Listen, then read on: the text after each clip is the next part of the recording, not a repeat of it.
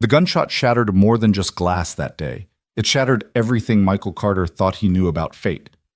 One moment, he was a struggling single dad trying to afford his son's next meal. The next, he was throwing himself between bullets and a stranger in a white coat.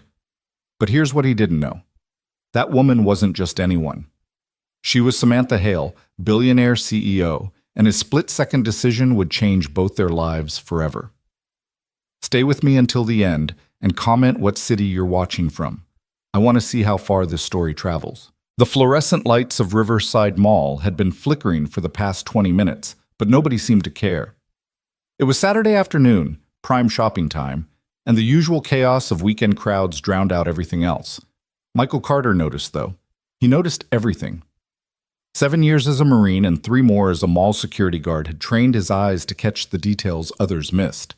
The teenager shoplifting candy bars, the elderly woman who'd lost her car keys, the suspicious guy who'd circled the electronics store 4 times without going in.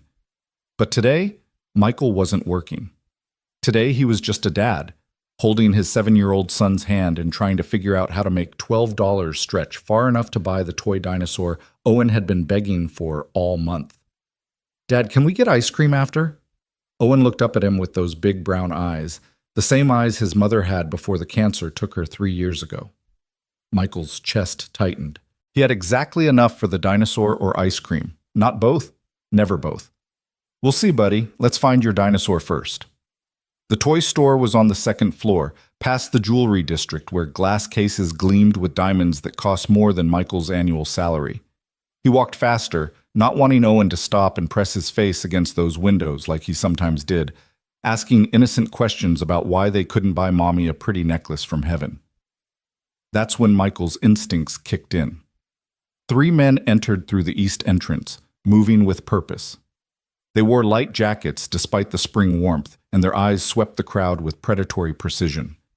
Michael's hand tightened on Owen's shoulder. Something was wrong.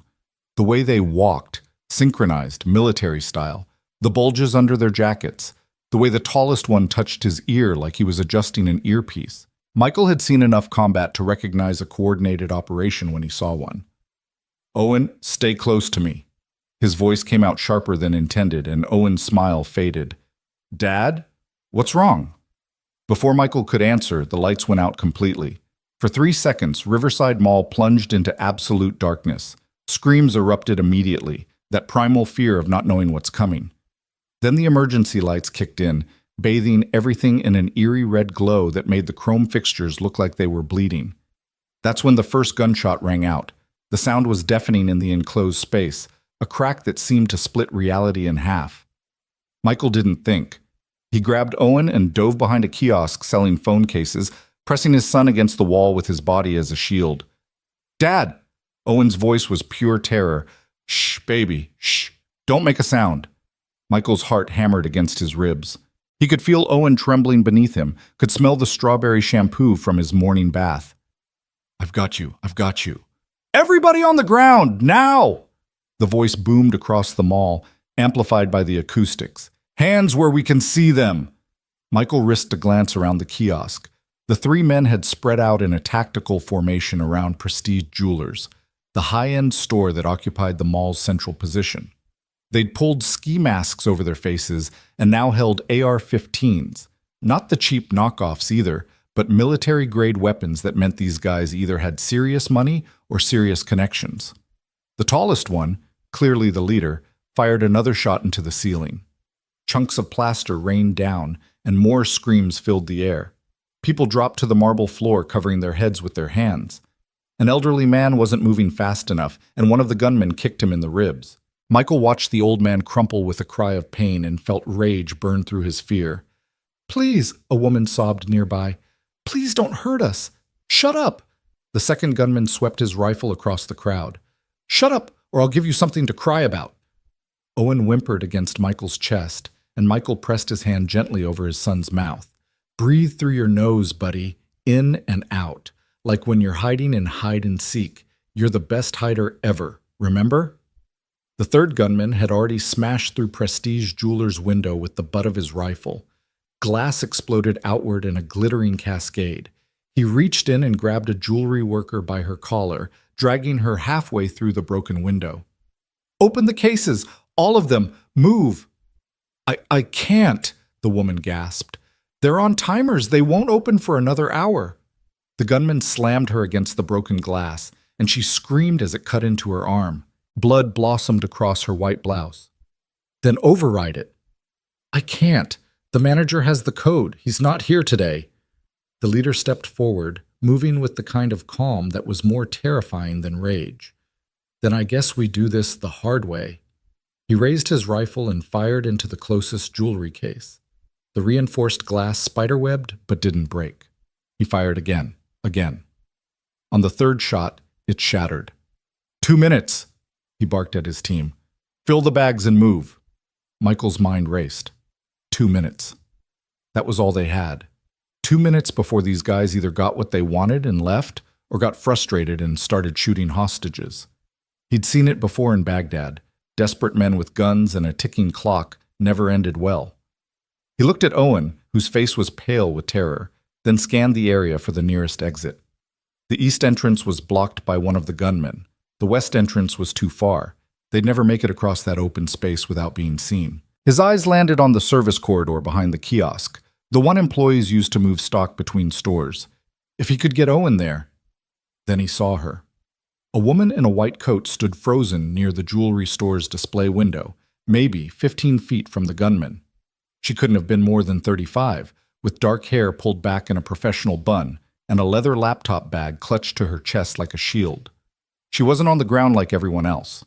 She just stood there, paralyzed, her body rigid with shock. The second gunman hadn't noticed her yet. He was focused on scooping armfuls of watches and necklaces into a duffel bag. But any second now, he would turn around. Any second, he would see her standing there when everyone else was down, and he would think she was a threat, or a witness, or just someone who hadn't followed orders. Michael knew what came next. He'd seen it too many times. "Stay here," he whispered to Owen. "Don't move. Don't make a sound. Count to 100 really slow, then go through that door behind us. Find a security guard. Can you do that for me?" Owen's eyes went wide with understanding. "Dad, no. I love you, buddy." Michael kissed his son's forehead, then moved before he could think about what he was doing, before fear could root him in place. He ran. Not toward the exit, not toward safety, toward the woman in white. His boots barely made a sound on the marble floor. Marine training never left you, but it was enough. The third gunman's head snapped up, tracking the movement. Michael saw the rifle barrel start to swing in his direction, saw the man's finger begin to squeeze the trigger. Time didn't slow down. That was a myth. Instead, everything sharpened. Michael could see the individual scratches on the rifle's scope, could count the tiles between him and the woman, could hear his own heartbeat like a war drum in his ears. The woman finally moved, her head turning toward him with agonizing slowness. Her eyes met his, and Michael saw the exact moment realization hit, the moment she understood she'd been standing there like a target while everyone else was down. He was 5 feet away when the gunshot came. The bullet didn't hit him. Instead, it struck the jewelry store's main display window, the huge sheet of reinforced glass that showcased a $3 million diamond necklace. The glass exploded in a storm of crystalline shrapnel, and Michael threw himself forward, covering the woman with his body as 1,000 tiny blades filled the air. They hit the floor hard. Michael's shoulder took the brunt of the impact, and he felt something in his collarbone grind in a way that made stars explode behind his eyes. The woman gasped beneath him, her laptop bag crushed between them. Glass rained down like hail, pinging off his back, his neck, his scalp. Pieces sharp enough to slice skin embedded in his shirt. "Stay still," he breathed into her ear. "Don't move, don't make a sound." She was shaking so hard he could feel her whole body vibrating against his. Her breathing came in short, panicked gasps that told him she was seconds from a full panic attack. Michael had seen soldiers freeze up in combat, had talked more than one through the paralysis that came when your brain couldn't process what was happening fast enough. "Listen to me," he whispered, his voice barely audible over the chaos. "Breathe. In through your nose, out through your mouth. That's it. You're okay. I've got you." "Get those cases open," the leader roared. "Forget the small stuff. I want the diamonds from the main vault." "The what?" one of his men replied. Boss, there's no... The vault, behind the back wall, there's supposed to be a reinforced door, says... How do you know that? A pause. Because I worked here, you idiot. 5 years ago, before they fired me. Now find it. Michael's mind filed that information away. Inside job. The leader knew the layout, knew the security protocols, knew exactly when the manager wouldn't be here. This wasn't some random hit. This was planned, organized, personal, which made it more dangerous. Vengeful people with guns didn't just want money, they wanted to prove something. And people trying to prove something took bigger risks, made messier decisions, cared less about witnesses. The woman beneath him let out a tiny sob, and Michael felt her trying to look up. Don't, he murmured. Keep your head down. Close your eyes if you can. My son, she whispered. I have a son. He's 8. His name is... You're going to see him again, Michael cut her off, gently but firmly. But right now you need to trust me. Can you do that? She nodded against his chest, and Michael felt some of the tension leave her body. Good. Panic got people killed. Focus kept them alive. He risked a glance over his shoulder. The gunman had moved deeper into the store, disappearing into the back room. The leader stood guard at the entrance, rifle sweeping back and forth across the crowd of hostages. Michael could see the tactical vest beneath his jacket now, the spare magazines clipped to his belt. This guy had come prepared for a war, but he'd made one mistake. He'd moved his backup away from the main floor. That left him alone, watching 50-some hostages spread across 100 feet of mall. Too much space. Too many variables. The emergency lights flickered, and Michael heard sirens in the distance. Someone had called 911. Help was coming. All they had to do was survive until then. Police! A voice echoed through the mall's sound system, tinny and distorted. This is the Riverside Police Department. The building is surrounded. Release the hostages and come out with your hands up. The leader's head snapped toward the east entrance, where blue and red lights now flashed through the glass doors. Damn it! He keyed his earpiece. How long? A muffled response Michael couldn't hear. Fine, we do it the hard way. The leader grabbed the nearest hostage, a teenage girl, and hauled her to her feet. She screamed, and her mother lunged forward only to be knocked back by the rifle's stock. Listen up, I'm walking out of here with what I came for, and if anyone tries to stop me, I start shooting. He dragged the girl toward the service entrance, the one employees used for deliveries. Michael's blood ran cold. That was the same corridor he'd told Owen to use. If his son was still there, if he hadn't moved yet. The woman beneath him felt him tense. What is it? She whispered. My son. The words tasted like ash. I told him to go that way. Her hand found his, surprisingly strong despite her trembling. Then we stopped them. We? Michael almost laughed at the absurdity. Lady, no offense, but we're currently lying in broken glass while guys with automatic weapons rob a jewelry store. We're not stopping anything. My name is Samantha. Her voice had changed, some of the fear burning away to reveal steel underneath. And I didn't survive building a company from nothing to die in a mall at 34. Michael turned his head to look at her properly for the first time. Even with her face pressed against the floor, even with glass in her hair and terror in her eyes, there was something formidable about her. The set of her jaw. The way she met his gaze without flinching. What do you want me to do? She asked. Before Michael could answer, one of the other gunmen emerged from the back room dragging an industrial-sized duffel bag that clinked with stolen goods. Got it. Let's go. About damn time. The leader shoved the teenage girl away and turned toward his exit. That's when his eyes swept over the floor and landed on Michael and Samantha. They locked eyes across 20 feet of marble in chaos. Michael saw the moment of calculation. Witness, threat, complication. The rifle started to rise. Michael moved without thinking, rolling off Samantha and putting himself between her and the weapon. Don't. The single word came out harder than steel, carrying 7 years of military authority. It was the voice Michael had used to command Marines in firefights. The voice that didn't ask or beg, but simply stated reality. The gunman hesitated. Just for a second. Just long enough for his brain to process that Michael wasn't a scared civilian, but something else entirely. The way Michael had positioned his body, angled to minimize target area, weight on the balls of his feet despite being on the ground, eyes locked on the weapon rather than the wielder, It all screamed combat training. "Marcus, move!" one of the other gunmen shouted. The spell broke. Marcus, the leader, took a step back, rifle still trained on Michael. "Stay down, hero. This doesn't concern you." "You have what you came for," Michael said evenly. "Take it and go. Nobody else needs to get hurt." "You giving me orders?" Marcus's voice carried a dangerous edge. "You think you're in charge here?" "I think you're running out of time." Michael nodded toward the entrance where the police presence was growing. "Every second you stand here arguing, that perimeter gets tighter. You know how this works? Containment first, then negotiation. You've got maybe 3 minutes before they lock this building down completely." Marcus's eyes narrowed behind the ski mask.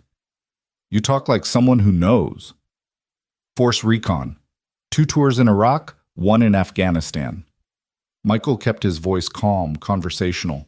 "I've seen standoffs go bad, Marcus. The ones who survive are the ones who know when to walk away." "Marcus?" Samantha whispered beside him. "You called him by name." Michael didn't take his eyes off the gunman. His buddy said it. "That means they're not as professional as they're trying to appear. That means mistakes." "Shut up!" Marcus took another step back, the rifle wavering slightly.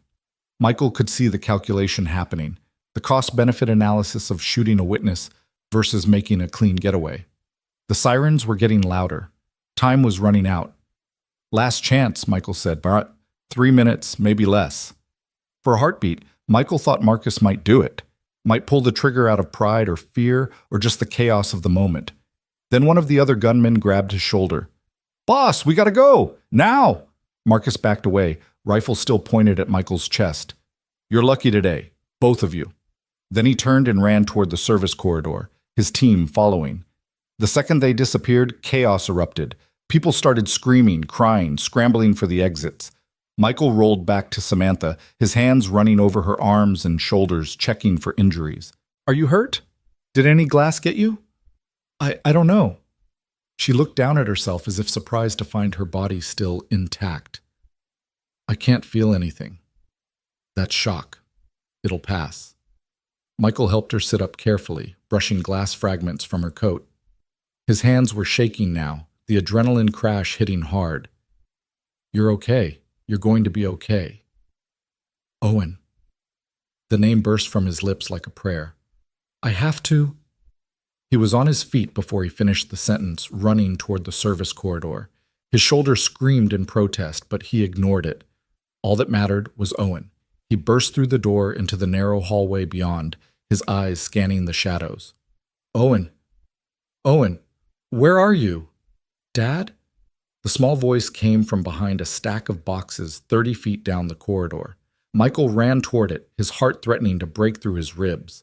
Owen emerged from his hiding spot, his face streaked with tears but otherwise unharmed. Michael dropped to his knees and pulled his son into his arms, holding him so tight it probably hurt. "Thank God. Thank God you're okay." "I counted to 100, Owen sobbed into his shoulder. 3 times. But you didn't come back, so I hid like you said. Did I do good?"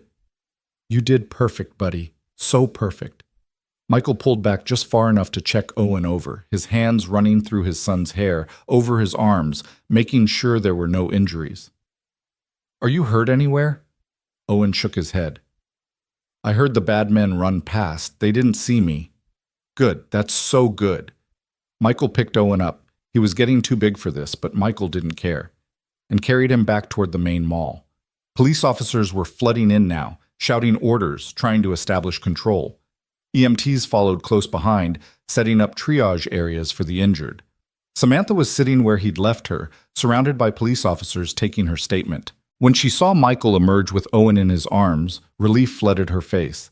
She stood up, swaying slightly, and one of the officers steadied her. "Ma'am, you need to stay seated." "I'm fine." She pulled free and walked toward Michael on unsteady legs. When she reached them, she looked at Owen with an expression Michael couldn't quite read. "Is this your son?" "Yeah." Michael set Owen down but kept a protective hand on his shoulder. "Owen, this is... I'm sorry, I didn't catch your name." "Samantha." She held out her hand to Owen with surprising formality. It's very nice to meet you, Owen. Your father is a very brave man. Owen looked up at Michael with pride shining in his eyes. I know. He's the bravest. Samantha smiled, but there were tears on her cheeks now. Would you mind if I talked to your father alone for just 1 minute? Owen looked to Michael for permission. At his nod, Owen wandered over to watch the EMTs work, his natural curiosity overcoming his fear now that the danger had passed.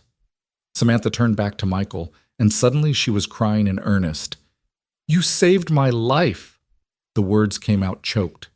That glass, if you hadn't covered me, I saw what it did to the displays. It would have... Hey! Michael caught her hands, which were shaking uncontrollably. You're okay. That's what matters. But your son. You left your son to save a stranger. She looked at him with something like awe. Who does that? Anyone would have done the same, Michael said automatically. No. Samantha shook her head firmly, her eyes meeting his with an intensity that pinned him in place. No, they wouldn't. I've lived in this world long enough to know that most people look out for themselves first. You didn't. You saw someone in danger and you ran toward it, not away. That's... She had to stop, overcome with emotion. That's extraordinary. Michael felt uncomfortable with the praise. He didn't feel extraordinary. He felt like a man who'd made a split-second decision and gotten lucky that it worked out. I was a Marine. We don't leave people behind. Were? Retired. He touched his shoulder unconsciously, where an IED had left shrapnel that still ached on cold days. Medical discharge. Nothing dramatic, just enough damage that they couldn't deploy me anymore. Samantha's eyes tracked the gesture, then moved to the blood seeping through his shirt from the glass cuts. You're hurt. It's nothing. You're bleeding through your shirt. That's not nothing. She looked around for an EMT, then back at him with determination. At least let them check you out. I need to get Owen home. He's been through enough today. Then give me your number. The words tumbled out quickly, almost desperately. Please, I want to thank you properly, when things are calmer. Michael hesitated. Something about the intensity in her gaze made him uncomfortable, like he'd seen too deeply into her soul during those minutes on the floor. But she'd been through trauma, and trauma made people form connections to whoever was there when it happened. In a few days, once the shock wore off, she'd forget about him entirely. Sure. He pulled out his phone with his good arm and typed in her number as she recited it. But really, you don't need to thank me. Yes, Samantha said quietly. I really do.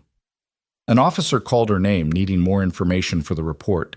She squeezed Michael's hand once more, then walked back to give her statement. Michael watched her go, noting the way she held herself. Straight spine, squared shoulders, like she was physically holding herself together through willpower alone. Then Owen tugged on his pants, and Michael forgot about the woman in white. He had his son to take care of, dinner to figure out with whatever was left in the fridge, and a building full of police reports to file. The dinosaur Owen wanted would have to wait another month. The ice cream would definitely have to wait. As they left through the east entrance, walking past police cruisers and news vans, Michael glanced back at the mall once. Samantha was talking to a police captain, her white coat stained with dust and flecked with tiny spots of blood. His blood, from where glass had cut his back. She looked small suddenly, and vulnerable. Not at all like the composed woman who'd looked at him with such intensity moments before. Then Owen said something about wanting pizza for dinner, and Michael turned away, focusing on his son's chatter as they walked toward the bus stop. He didn't know that across the mall, Samantha was refusing to leave until she'd given detailed descriptions of Michael and Owen to every authority figure present. Didn't know she was insisting they find out who he was, where he lived, how to contact him.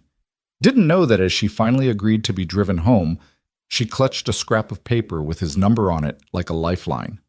Michael Carter had no idea that the woman he'd saved wasn't just anyone, that by morning his split-second decision would be replayed on every news channel. That his life, his comfortable, predictable, barely getting by life, was about to change in ways he couldn't begin to imagine. All he knew was that his shoulder hurt like hell, Owen was safe, and they had exactly $4.23 until his next paycheck. It would have to be enough. It always had to be enough. The apartment smelled like burnt mac and cheese when they got home, which meant Michael had forgotten to turn off the stove before they left that morning. He stood in the doorway of their tiny kitchen, staring at the blackened pot in the sink, and felt the weight of the day finally crash down on him. His hands started shaking so badly he had to grip the counter. "Dad?" Owen's voice came from behind him, small and worried. "Are you okay?" Michael took a breath, forced his hands to steady, and turned around with what he hoped was a reassuring smile. "Yeah, buddy, just tired. Why don't you go wash up while I figure out dinner?" Owen didn't move. He stood in the doorway in his dinosaur t-shirt, the one with a hole in the sleeve that Michael kept meaning to sew, and looked at his father with eyes too old for 7 years. "You were scared today. I saw you." Michael's throat tightened. He'd tried so hard to be strong, to shield Owen from the worst of it. But kids saw everything. "Yeah," he admitted quietly. "I was scared. Being brave doesn't mean you're not scared. It means you do the right thing even when you are. Like when you helped that lady? Like that." Owen considered this for a moment, then crossed the small kitchen and wrapped his arms around Michael's waist. "I was really scared too, but then I remembered what you always say, that we're a team, that we look out for each other." Michael hugged his son back, blinking hard against the sudden sting in his eyes. "That's right. Always." They ordered pizza with the last of the cash Michael had stashed in the coffee can, the emergency fund that was supposed to last until the end of the month, but now had exactly $8 left. Owen ate 3 slices while watching cartoons, his trauma already fading into the background the way children's trauma sometimes did. Kids were resilient. Michael knew that from experience, from the children he'd seen in war zones who played soccer and bombed out streets like it was the most normal thing in the world. But resilience had limits. Everyone's did. After Owen fell asleep in Michael's bed because he was too scared to sleep alone, Michael sat on their worn couch and finally let himself process what had happened. His shoulder throbbed where it had hit the floor, his back stung from a dozen shallow cuts, but it was his hands that wouldn't stop shaking, the adrenaline finally working its way out of his system. He'd killed men in war, had been shot at more times than he could count, but today had been different. Today, Owen had been there. Today, Michael had looked at his son's terrified face and known that one wrong move, one moment of hesitation, could make Owen an orphan. The thought made him want to throw up. His phone buzzed onto the coffee table, and Michael picked it up, expecting a text from his supervisor asking if he was okay. Instead, it was an unknown number. "This is Samantha Hale, the woman from the mall. I wanted to check on you and your son. Are you both all right?" Michael stared at the message for a long moment.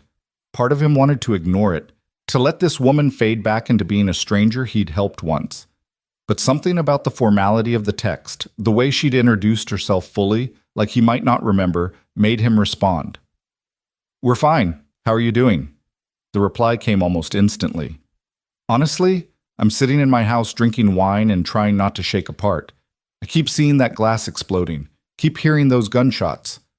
Michael typed back, "That's normal. Shock takes time to process. Give yourself permission to feel it." "Is that what you're doing?" He looked down at his trembling hands. "Trying to."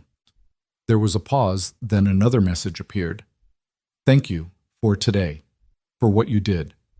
I know you said anyone would have done the same, but I've been thinking about that and I really don't think that's true. Most people freeze or run. You didn't. Marine training. Maybe. Or maybe you're just a better person than most." Michael didn't know how to respond to that, so he didn't. After a few minutes, another message came through. "I hope this isn't too forward, but I'd like to do something for you, to thank you properly. Could we meet for coffee sometime this week?" Michael's first instinct was to refuse. He didn't need her gratitude, didn't want to be anyone's hero. But something stopped him, maybe the memory of how scared she'd looked, or how her hand had found his in the broken glass, or just the loneliness that came with being a single parent who worked nights and barely saw anyone outside of work and Owen's school events. "Sure. Tuesday afternoon. Owen has soccer practice." "Tuesday is perfect. There's a coffee shop called The Grind on 5th Street. Does 2 p.m. work?" "I'll be there." Michael set down his phone and rubbed his eyes. He should shower, clean the cuts on his back, take some ibuprofen for his shoulder, Instead, he just sat there in the dim living room listening to Owen's soft breathing from the bedroom and trying to convince himself that everything was okay. They were alive. They were safe. That was enough. It had to be enough. The nightmares came that night, the way they always did after something triggered his PTSD. Michael woke up 3 times in a cold sweat, his heart racing, the sound of gunfire still echoing in his ears. Each time he checked on Owen first, making sure his son was real, was breathing, was safe, before forcing himself back to sleep. By Monday morning, Michael felt like he'd been hit by a truck. He called in sick to work, the first time he'd done so in 8 months, and spent the day trying to convince Owen that going back to school was safe. His son had slept fightily all night, waking up twice with nightmares of his own, and now refused to leave Michael's side. "What if the bad men come to school?" Owen asked, clutching his backpack straps so tight his knuckles went white. Michael knelt down to his son's eye level, his bad shoulder protesting. "They won't, buddy. Those men wanted jewelry, not kids. And besides, there are security guards at school, remember? Mr. Peterson? He used to be a police officer." "But you said Mall has security too, and the bad men still came." Michael couldn't argue with that logic. "You're right. Sometimes bad things happen even when we try to prevent them. But here's what I know. You are brave, and you are smart, and if anything ever feels wrong, you trust that feeling and you find a teacher. Okay?" Owen nodded slowly, not entirely convinced, but willing to try. Michael walked him to school himself, even though it made him 20 minutes late for a meeting with his landlord about next month's rent. Mrs. Chen was understanding, as always, but Michael could see the concern in her eyes when she noticed the bandages on his hands from the glass cuts. "You were there," she said. It wasn't a question. "At the mall. I saw it on the news." "Yeah. They said a man protected a woman, that he threw himself over her when the shooting started." Mrs. Chen looked at him with something like wonder. "That was you?" Michael shifted uncomfortably. "I just did what anyone would do." "My son says you're a hero. He wants to be like you when he grows up." The word sat heavy in Michael's chest. Hero. He'd been called that before, after his second tour, when he'd pulled 3 soldiers out of a burning Humvee. After his third tour, when he'd held a position against insurgents long enough for his team to evacuate civilians. But he'd never felt like a hero. He'd just felt like someone trying to make sure his people made it home alive. "I'm not a hero, Mrs. Chen. I'm just a dad who got lucky." She smiled sadly, like she understood something he didn't. Sometimes those are the same thing. Tuesday came faster than Michael expected. He dropped Owen at soccer practice with Coach Martinez, a good man who'd played college ball and volunteered his time to keep kids like Owen off the streets. Then Michael drove his beat-up Honda across town to 5th Street, his stomach twisting with an anxiety he couldn't quite name. The Grind was the kind of coffee shop that catered to young professionals. Exposed brick walls, industrial lighting, coffee that cost more than Michael's lunch budget for a week. He felt out of place the moment he walked in, wearing his best jeans and a button-down shirt that he'd ironed twice to get the wrinkles out. Samantha was already there, sitting at a corner table by the window. She looked different than she had at the mall.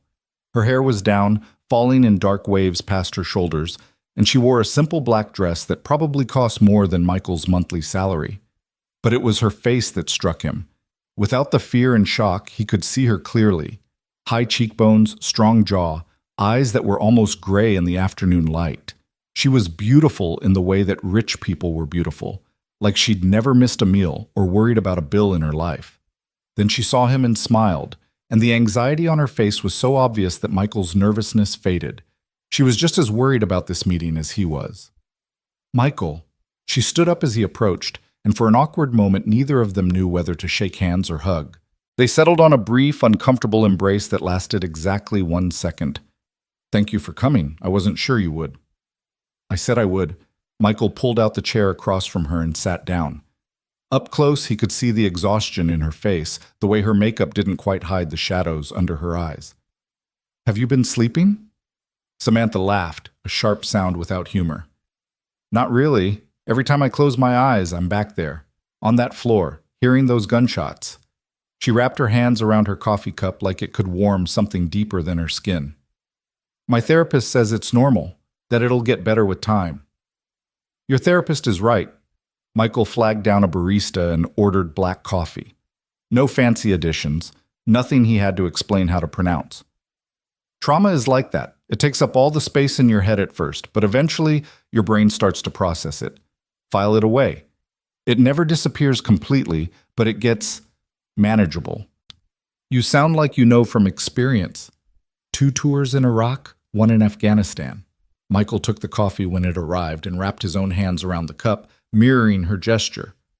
I've got enough trauma for a lifetime, probably 2 lifetimes. Samantha studied him with those gray eyes, and Michael had the uncomfortable sensation of being truly seen. Is that why you weren't scared? At the mall?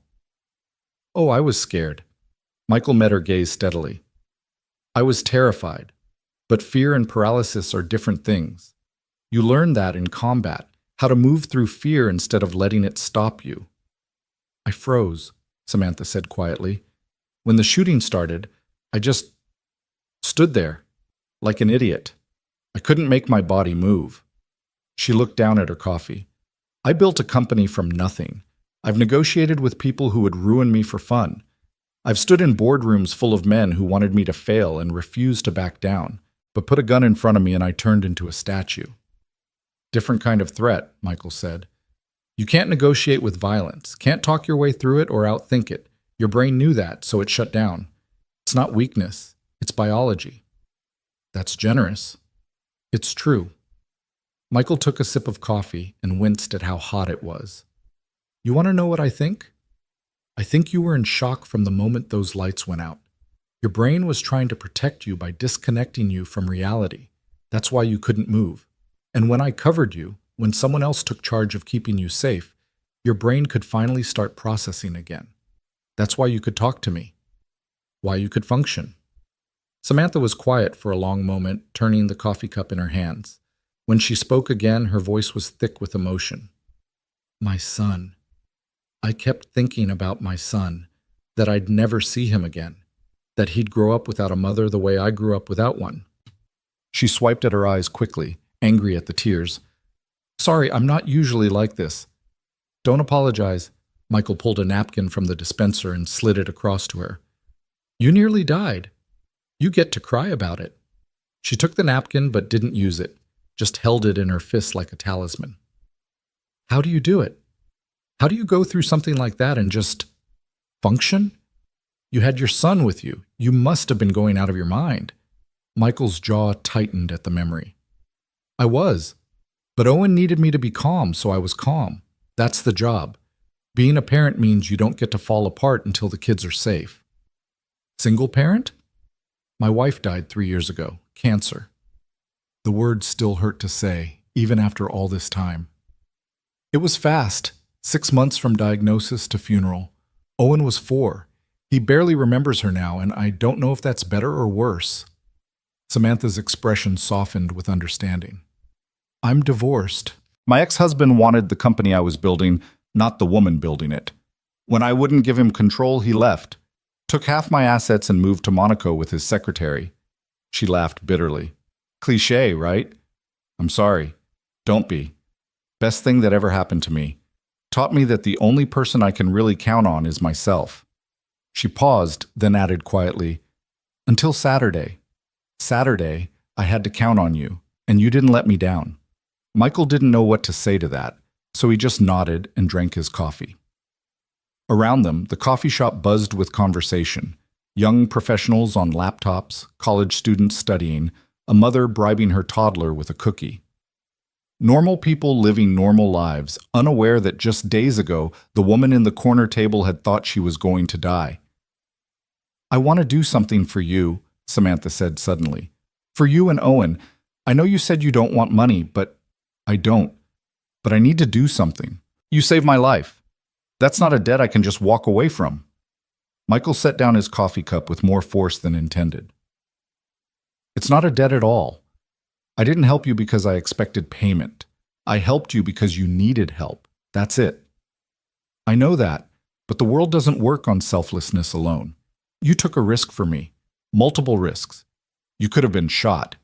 Your son could have been orphaned. Don't you think that deserves something? What it deserves is for you to pay it forward. Michael leaned back in his chair, suddenly tired. Next time you see someone who needs help, help them. That's how you thank me. Samantha looked at him for a long moment, and Michael couldn't read the expression on her face. Then she reached into her purse and pulled out a business card, sliding it across the table. At least take this. My direct number is on the back. If you or Owen ever need anything, and I mean anything, you call me. Deal? Michael picked up the card. It was heavy stock, probably imported, with elegant lettering that read, Samantha Hale, CEO, Hale Industries. He'd never heard of Hale Industries, but then again, he didn't exactly move in circles where people handed out business cards. What does your company do? He asked, more to change the subject than genuine curiosity. Technology infrastructure. We build the systems that power other companies. Cloud storage, data security, network architecture. It's complicated and boring, which is why most people have never heard of us, even though we're in everything they use. Michael turned the card over. The phone number on the back was handwritten in neat, precise digits. He slipped it into his wallet, more to make her feel better than because he thought he'd ever use it. Okay, if I need anything, I'll call. Promise? Promise. They talked for another hour, the conversation drifting from the mall to Owen's soccer practice to Samantha's son, Marcus, 8 years old, obsessed with astronomy, and convinced he was going to be the first person to walk on Mars. Michael found himself relaxing despite his earlier discomfort. Samantha was easy to talk to once you got past the obvious wealth gap. She listened when he talked about Owen, asked thoughtful questions, shared her own parenting struggles with refreshing honesty. Marcus asked me why I couldn't just buy him a space shuttle, she said, laughing. He genuinely thought that because I run a company, I can just purchase NASA equipment. I had to explain that money doesn't actually work that way. Owen asked me for a toy dinosaur that costs $12 and cried when I said we had to wait until next month. Michael hadn't meant to say that, but the words came out anyway. He didn't understand why we couldn't just get it now. How do you explain poverty to a 7-year-old? Samantha's smile faded. You're struggling. It wasn't a question, and Michael felt his defenses rise. We're fine. Michael, we're fine, he repeated more firmly. We have enough food. Owen has clothes that fit, mostly. We make it work. But you work as a security guard at a mall, and you're raising a child alone, and you just got caught in a robbery that probably means you'll have trauma-related medical expenses you can't afford. Samantha leaned forward, her voice gentle but insistent. Let me help. Please. Even if you won't let me help you, let me help Owen. Let me buy him that dinosaur. No. Michael stood up, suddenly needing space. I appreciate the offer, but no. Owen is my responsibility. I take care of him. Taking help isn't the same as failing to provide. Yes, it is. The words came out sharper than intended. Look, I know you mean well, but I've spent 3 years making sure Owen has everything he needs. And I'm not going to take handouts now just because some billionaire feels guilty about something that wasn't her fault. Michael saw the word register on Samantha's face. Billionaire. She hadn't mentioned that part. He turned toward the door, needing to leave before he said something he'd regret. Wait. Samantha caught his arm, then immediately let go when he flinched. I'm sorry. I pushed too hard. She took a breath. I'm not good at this. At accepting help or giving it. I spent so many years clawing my way up that I forgot how to just be human with people. Michael turned back to her, seeing the genuine regret on her face. It's fine. I shouldn't have snapped at you.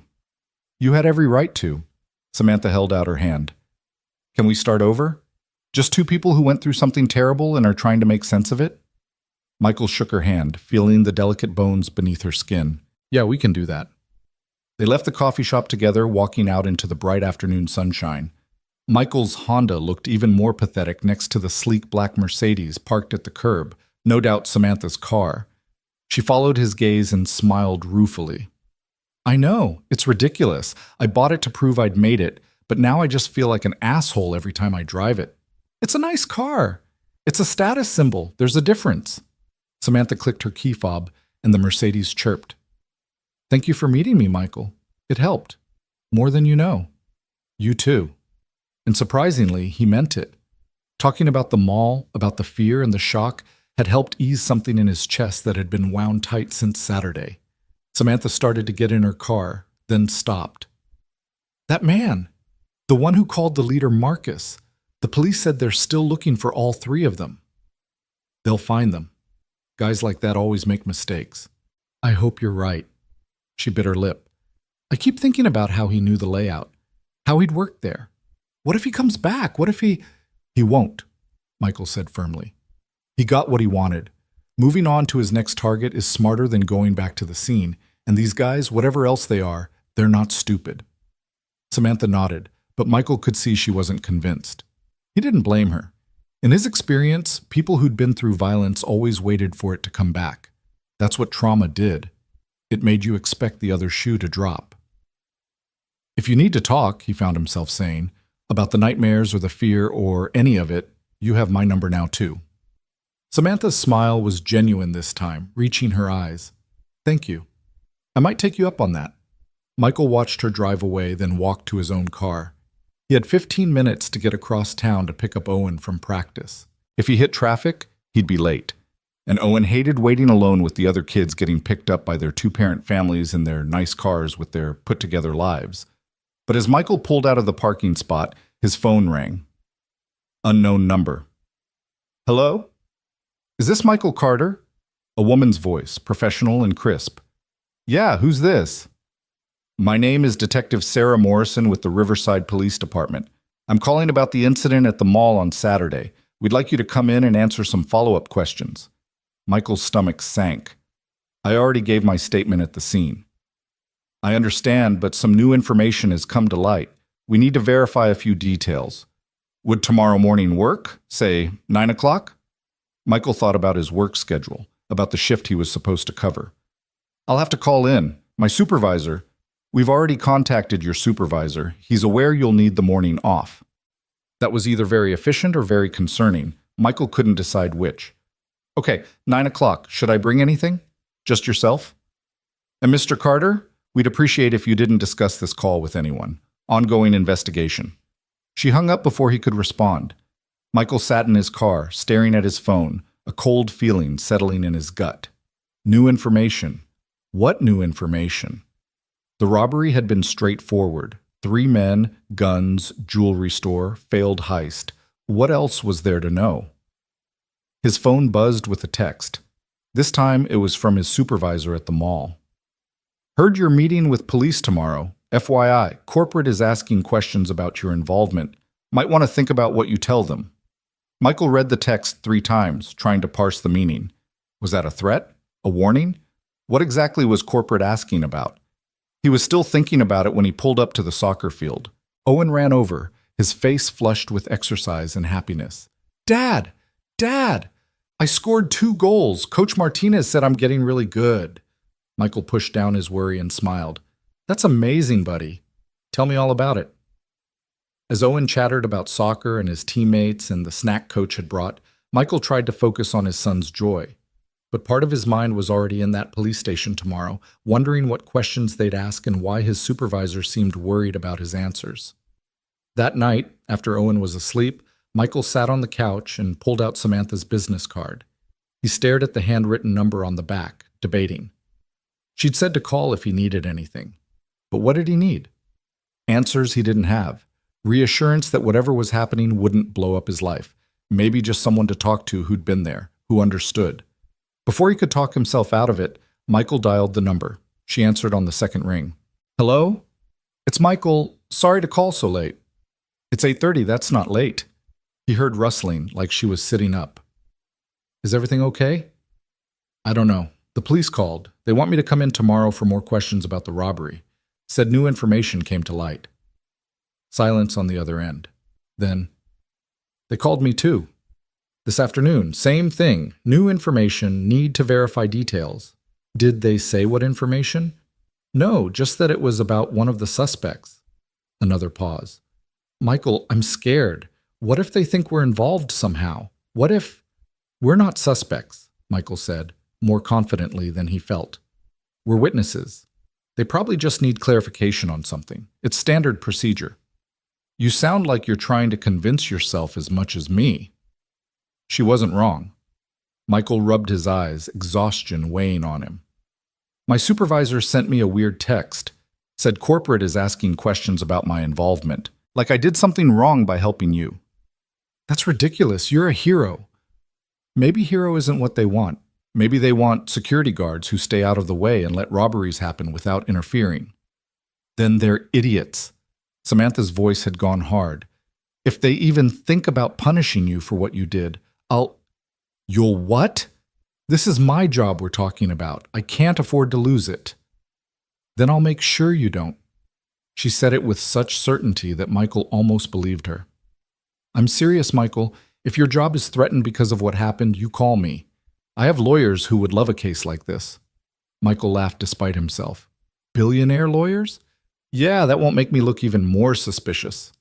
Better suspicious than unemployed. They talked for another 20 minutes, Samantha promising to text him after her police interview, Michael promising to do the same. When he finally hung up, Michael felt marginally better. At least he wasn't facing tomorrow alone, but as he lay in bed that night, staring at the ceiling and listening to Owen's soft snoring from the other room, Michael couldn't shake the feeling that something bigger was happening.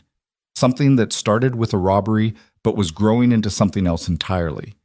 He just wished he knew what. Retry. The Riverside Police Department looked different in the harsh morning light than it had in Michael's imagination. He'd pictured something out of a crime drama, intimidating, stark, designed to make you feel guilty even if you weren't.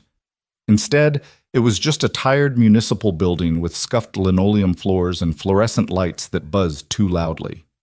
Michael checked in at the front desk, gave his name to a bored-looking officer, and was directed to wait in a lobby that smelled like burned coffee and desperation. He'd left Owen with Mrs. Chen, who'd insisted it was no trouble at all to watch him before school. But Owen had clung to Michael's leg at the door, his small face tight with worry that made Michael's chest ache. You're not in trouble, right, Dad? Owen had whispered. The police only take bad people. Michael had knelt down, smoothing his son's hair back from his forehead. I'm not in trouble, buddy. I'm just helping them catch the bad guys from the mall. Remember how we talked about doing the right thing? This is part of that. But what if they don't believe you? What if they think you're bad? The question had hit harder than it should have. Then I'll tell them the truth until they do believe me. The truth is the truth, Owen. It doesn't change just because someone doesn't want to hear it. Now, sitting in the police station waiting room, Michael wished he felt as confident as he'd sounded. His palms were sweating. His shoulder ached from where he'd landed on it during the robbery. And that cold feeling in his gut from yesterday had only gotten worse overnight. Mr. Carter? A woman appeared in the doorway, mid-40s, sharp eyes, dark hair pulled back in a no-nonsense ponytail. She wore a blazer over her detective's badge and carried a folder thick with papers. I'm Detective Sarah Morrison. Thank you for coming in. Michael stood, wiping his palms on his jeans. Of course, whatever I can do to help. She led him down a corridor lined with offices and interview rooms. Through one open door, Michael caught a glimpse of a wall covered in photographs. Crime scene images, he realized with a jolt, shattered glass, blood spatter, the jewelry store's destroyed display cases. Seeing the aftermath in stark, clinical detail made something twist in his stomach. Detective Morrison noticed his reaction. Hard to look at, isn't it? Even when you were there. Harder, maybe. Because I know what it felt like. What it sounded like. Michael followed her into a small interview room. Table, 3 chairs, mirror on one wall that was obviously two-way glass. Am I being recorded? Yes. Standard procedure.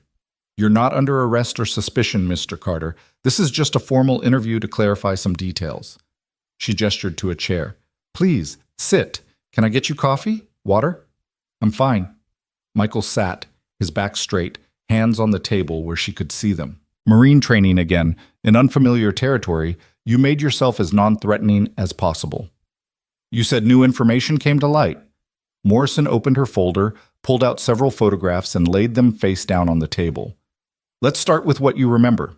Walk me through the incident again, from the moment you noticed something was wrong. Michael had told this story twice already, once at the scene, once in his written statement. But he told it again, keeping his voice steady, his details consistent. The 3 men entering, the lights going out, the first gunshot. Owen hiding behind the kiosk, the woman in white standing frozen by the jewelry store. And this woman, Morrison interrupted. Samantha Hale. You'd never met her before Saturday? Never. I didn't even know her name until she told me after the police arrived. But you ran toward her. Put yourself between her and the gunman. Why? Michael frowned at the question. Because she was in danger. Because if someone had started shooting, she would have been hit. What else would I do? Most people would have focused on protecting their own child. You left your son behind. The words stung, even though Michael knew they weren't meant as an accusation. I told Owen to hide. He was safe where he was. She wasn't. So you made a split-second decision to save a stranger's life instead of staying with your son. I made a decision to save someone who needed help while making sure my son was safe. Those aren't mutually exclusive. Morrison studied him for a long moment, then flipped over one of the photographs. It showed Samantha at the scene, her white coat covered in dust and small bloodstains, her face pale with shock. Did Ms. Hale say anything to you while you were covering her? Anything about why she might have been targeted? Michael's frown deepened. Targeted? This was a robbery. They were after jewelry, not people. Answer the question, please. No. She didn't say anything about being targeted. She was terrified. She thanked me for helping her. That's it. Michael leaned forward. What's going on here? You think this wasn't just a robbery? Morrison didn't answer. Instead, she flipped over another photograph. This one showed Marcus, the leader. His ski mask pulled up just enough to reveal his face. Michael recognized him immediately from those tense seconds when they'd locked eyes across the mall floor. Marcus Webb, Morrison said, age 32. Former employee of Prestige Jewelers, fired 5 years ago for theft. He served 2 years, got out on parole, and apparently decided to come back and finish what he started. She tapped the photo. Here's what's interesting. Webb had detailed knowledge of the store's layout, the security systems, even the timing of the guard rotations. But he made one mistake.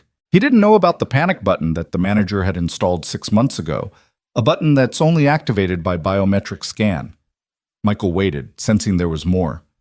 That panic button was triggered at exactly 2:47 p.m., 3 minutes before the robbery began, by someone inside the store, someone with authorized access.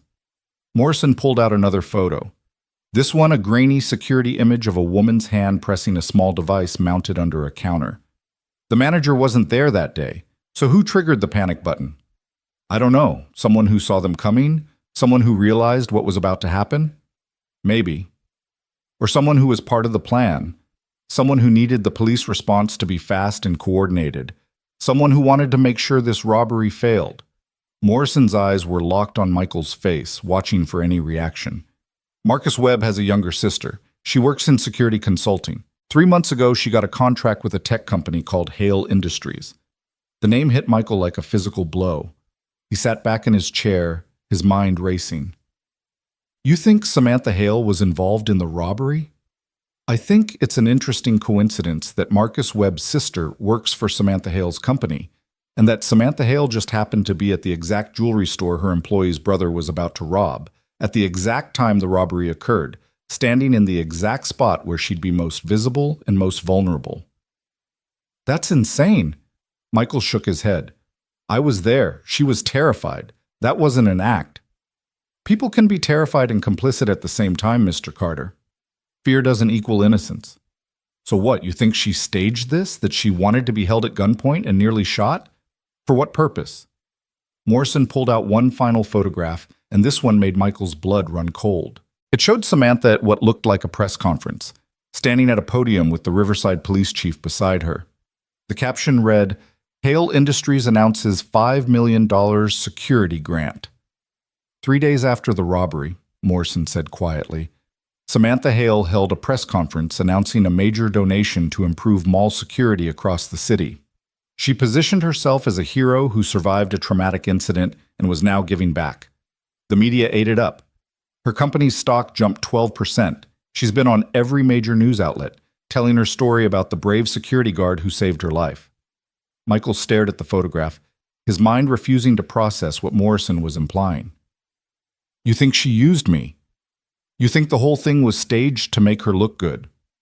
I think someone knew that robbery was going to happen.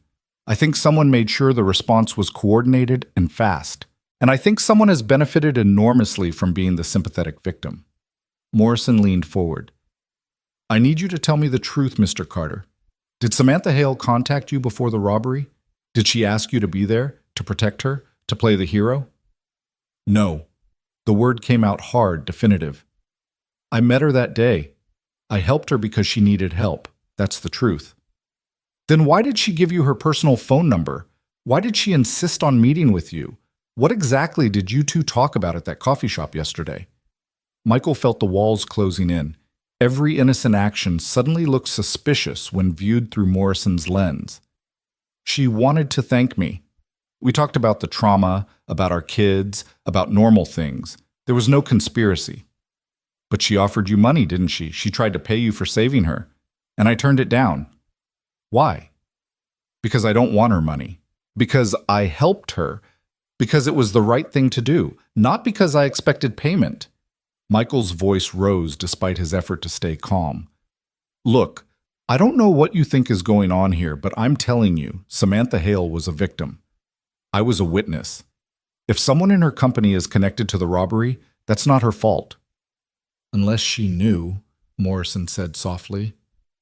Unless she hired Webb's sister specifically because of that connection. Unless this whole thing was orchestrated to generate positive publicity and increase her company's value. That's crazy. Is it? Billionaires have done worse for less. Morrison gathered up the photographs and slid them back into her folder. Here's what I know, Mr. Carter. You're either a genuine hero who happened to be in the wrong place at the right time, or you're part of something bigger that you haven't told me about. Either way, I need you to be very careful about your relationship with Samantha Hale going forward. I don't have a relationship with her. You have her personal phone number. You met her for coffee. She's been asking about you. My colleagues in the media liaison office say she mentions you in every interview. Morrison stood up, and Michael realized the formal interview was over. I'm not accusing you of anything, but I am warning you that this investigation is ongoing and that associating with someone under scrutiny could complicate your life considerably. Michael stood too, his legs unsteady. Am I free to go? Of course. Like I said, you're not under suspicion, but if Ms. Hale contacts you again, I'd appreciate if you'd let me know what you discuss. And if you remember anything else from the robbery, anything at all, call me immediately. She handed him a business card. Day or night. Michael took the card and walked out of the interview room on autopilot. His mind was spinning, trying to reconcile the terrified woman he'd protected with the calculated manipulator Morrison had described. It didn't fit. The fear in Samantha's eyes had been real. The way her hands shook when she thanked him had been genuine.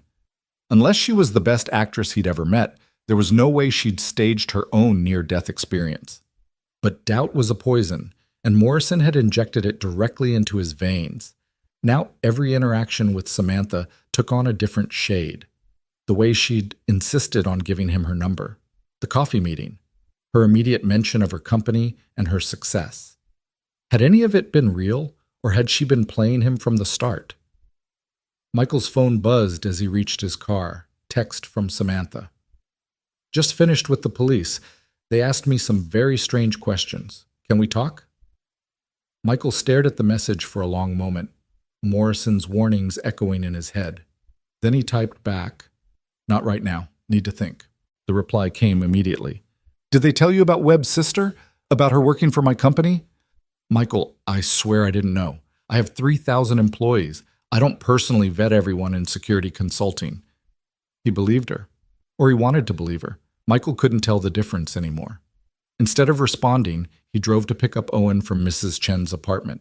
His son came running out with his backpack already on, chattering about the pancakes Mrs. Chen had made for breakfast. Michael held Owen's hand as they walked to the car, grateful for the simple reality of his son's presence.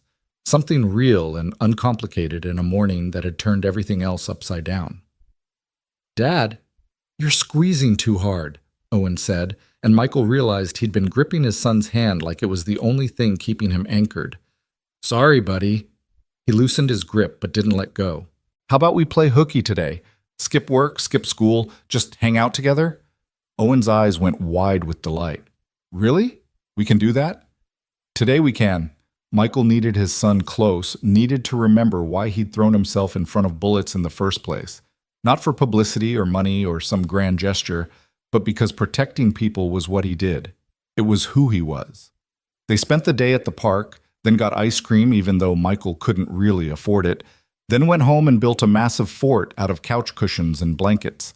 Owen laughed and played and was 7 years old again, not the scared kid from the mall. Michael tried to focus on that, tried to let his son's joy wash away the paranoia Morrison had planted. But that night, after Owen fell asleep in the pillow fort, Michael sat on the floor with his laptop and did what he should have done days ago. He searched for Samantha Hale. The results were overwhelming.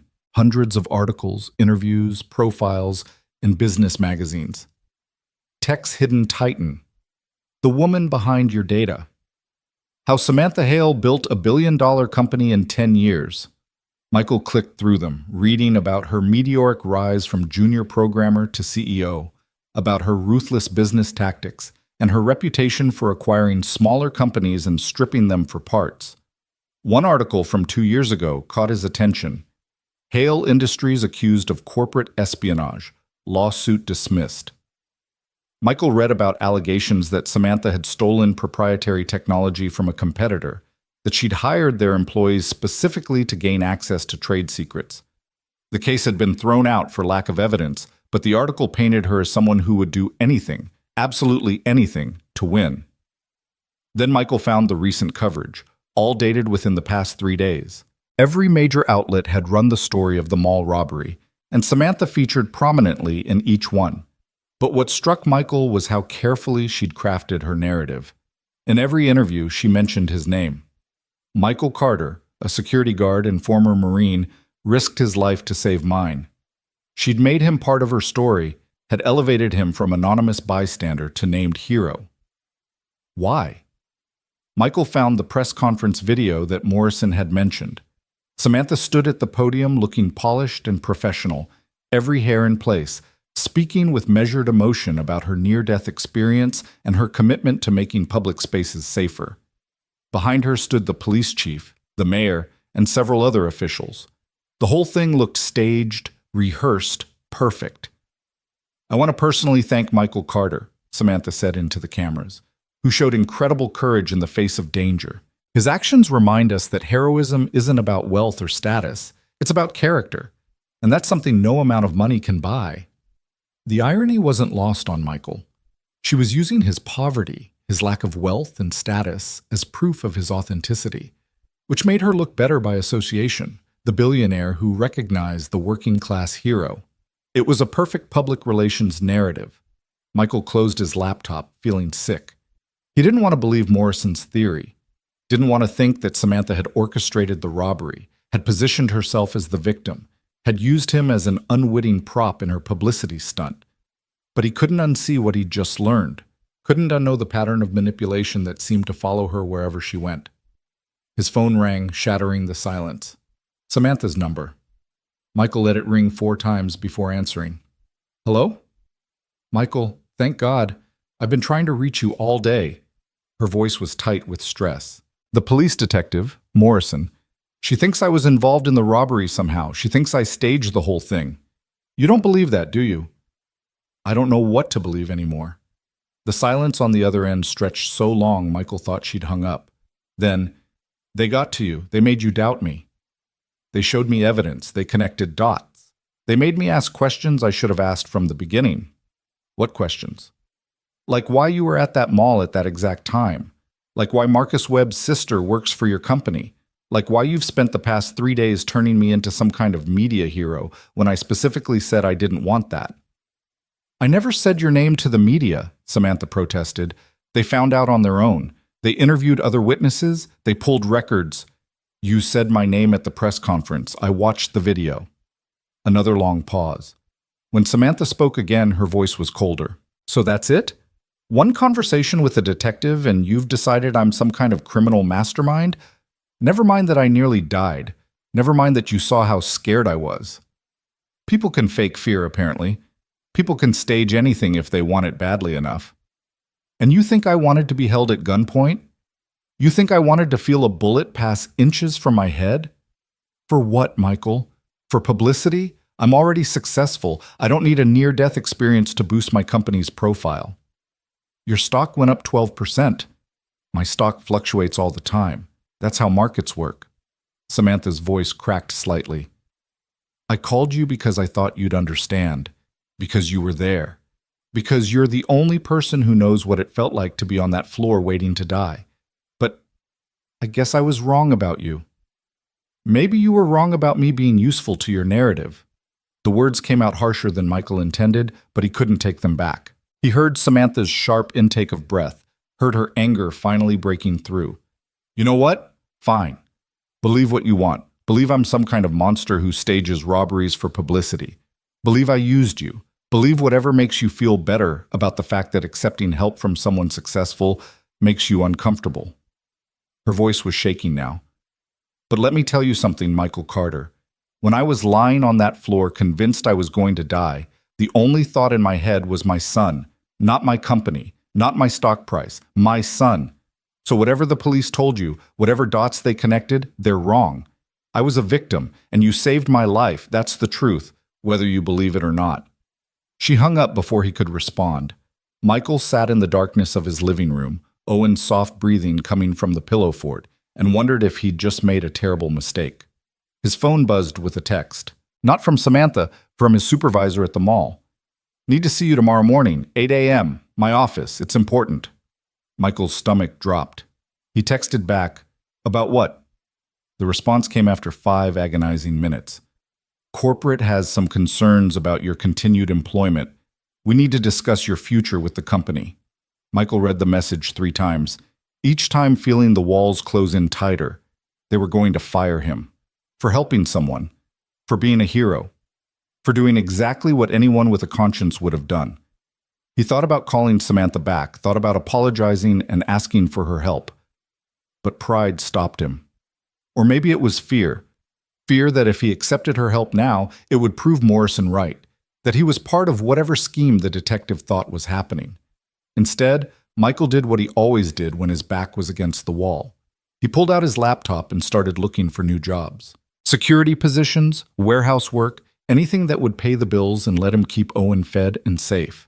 But every listing required experience he didn't have or qualifications he couldn't afford to get. The few that matched his skills paid less than what he was already making, and he could barely survive on his current salary. By 2 a.m., Michael gave up and crawled into the pillow fort next to Owen.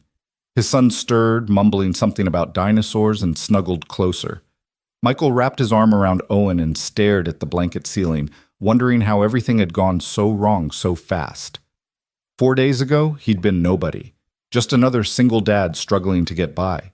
Now he was caught between a detective who thought he was part of a conspiracy and a billionaire who might or might not have used him as a pawn in her public relations game. His job was in jeopardy, his name was in the media, and he had no idea who to trust or what to believe. The only thing Michael knew for certain was that he'd do it all again. If he could go back to that moment in the mall, knowing everything he knew now, he'd still throw himself over Samantha Hale. Because that's what you did when someone needed help. That was the only truth that mattered, even if it cost him everything. The morning came too soon. Michael dropped Owen at school with a promise to pick him up on time, then drove to the mall for what he suspected would be his last day as an employee. His supervisor, Derek Chen, Mrs. Chen's nephew, which was how Michael had gotten the job in the first place, looked miserable when Michael walked into his office. "Mike, sit down." Derek gestured to the chair across from his desk, and Michael noticed the HR representative sitting in the corner. Never a good sign. "Just tell me," Michael said. "Am I fired?" Derek exchanged a glance with the HR rep, then sighed. Corporate is concerned about liability. The incident on Saturday put the company in a difficult position. There are questions about whether proper protocols were followed, whether security personnel exceeded their authority. I wasn't working that day. I was shopping with my son. But you're employed by the mall, which means your actions reflect on us.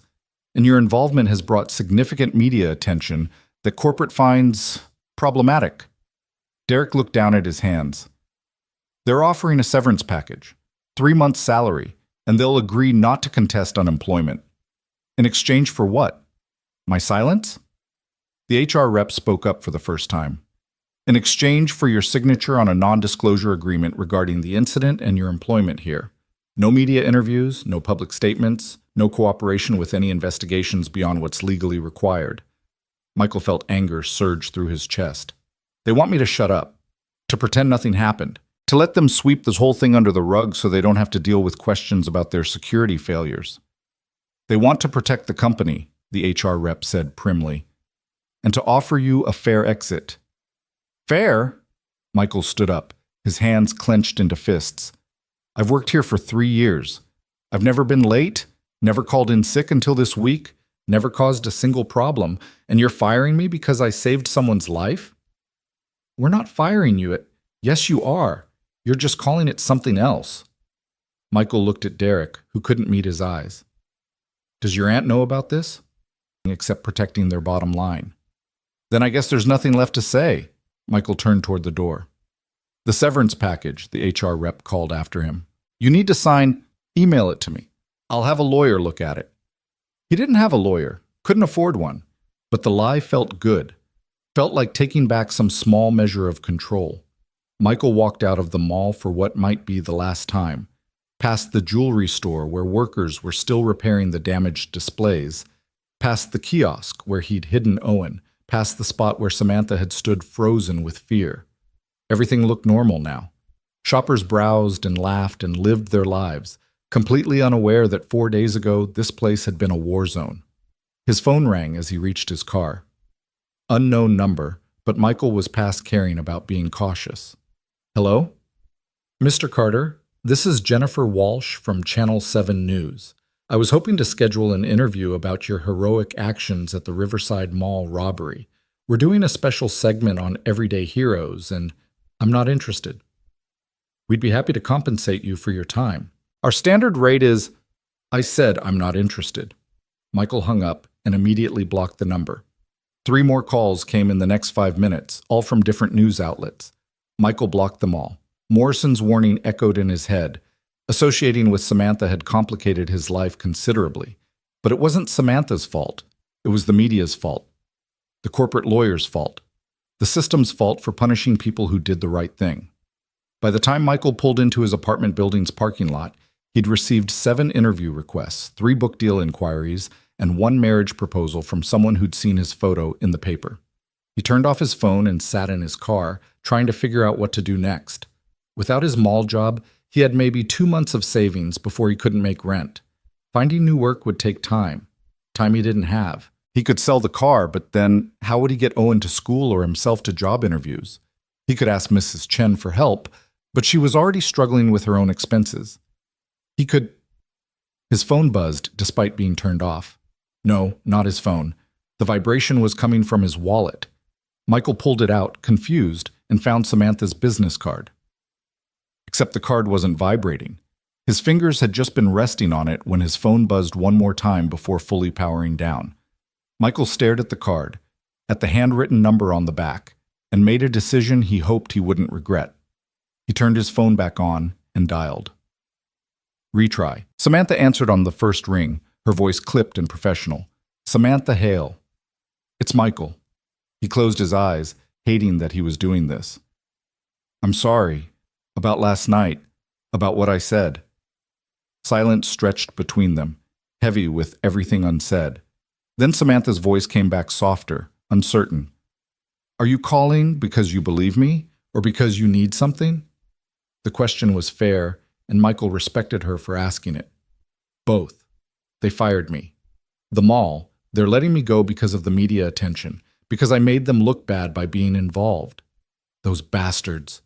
The anger in her voice was immediate and fierce. They can't do that. What you did had nothing to do with your employment. You weren't even working that day. Doesn't matter. They found a way to make it about liability and corporate image. They're offering severance if I sign an NDA. Michael leaned his head back against the car seat.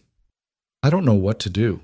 I can't afford a lawyer to fight it, and even if I could, I can't afford to be unemployed while the case drags out. Owen needs to eat. Rent needs to be paid. Don't sign anything. Samantha's voice had shifted into command mode, the CEO coming through. How long do you have before you need to respond? They said by end of day Friday. That's 2 days. Good. That gives me time. He heard rustling, like she was moving papers around. I'm going to send someone to look at their severance offer. Someone who owes me a favor and won't charge you a dime. And Michael, we're going to fix this. I don't want charity. It's not charity. It's what you do for people who've been wronged. She paused. And I meant what I said before, about you saving my life. I know you don't trust me right now, and I understand why. But I need you to understand something too. I didn't stage that robbery. I didn't use you.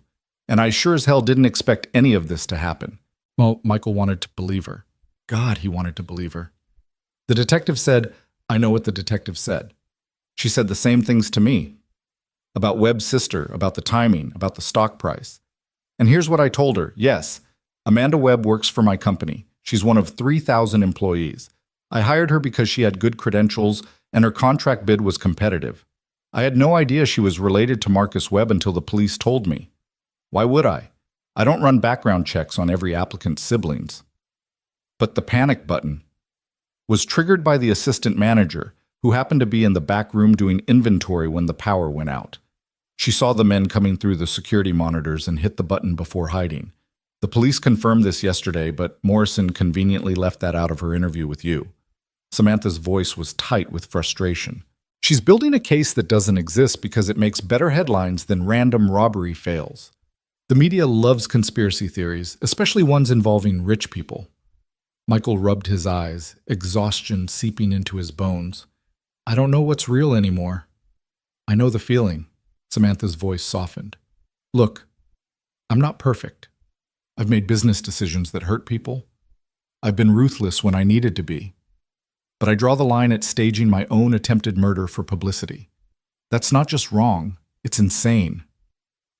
The articles I read about you, Michael said slowly, about the corporate espionage allegations, about the way you do business, they painted you as someone who'd do anything to win. And they weren't entirely wrong. In business, I am cutthroat. I buy companies and strip them down to their valuable parts. I poach talent from competitors. I play hardball in negotiations. She took a breath.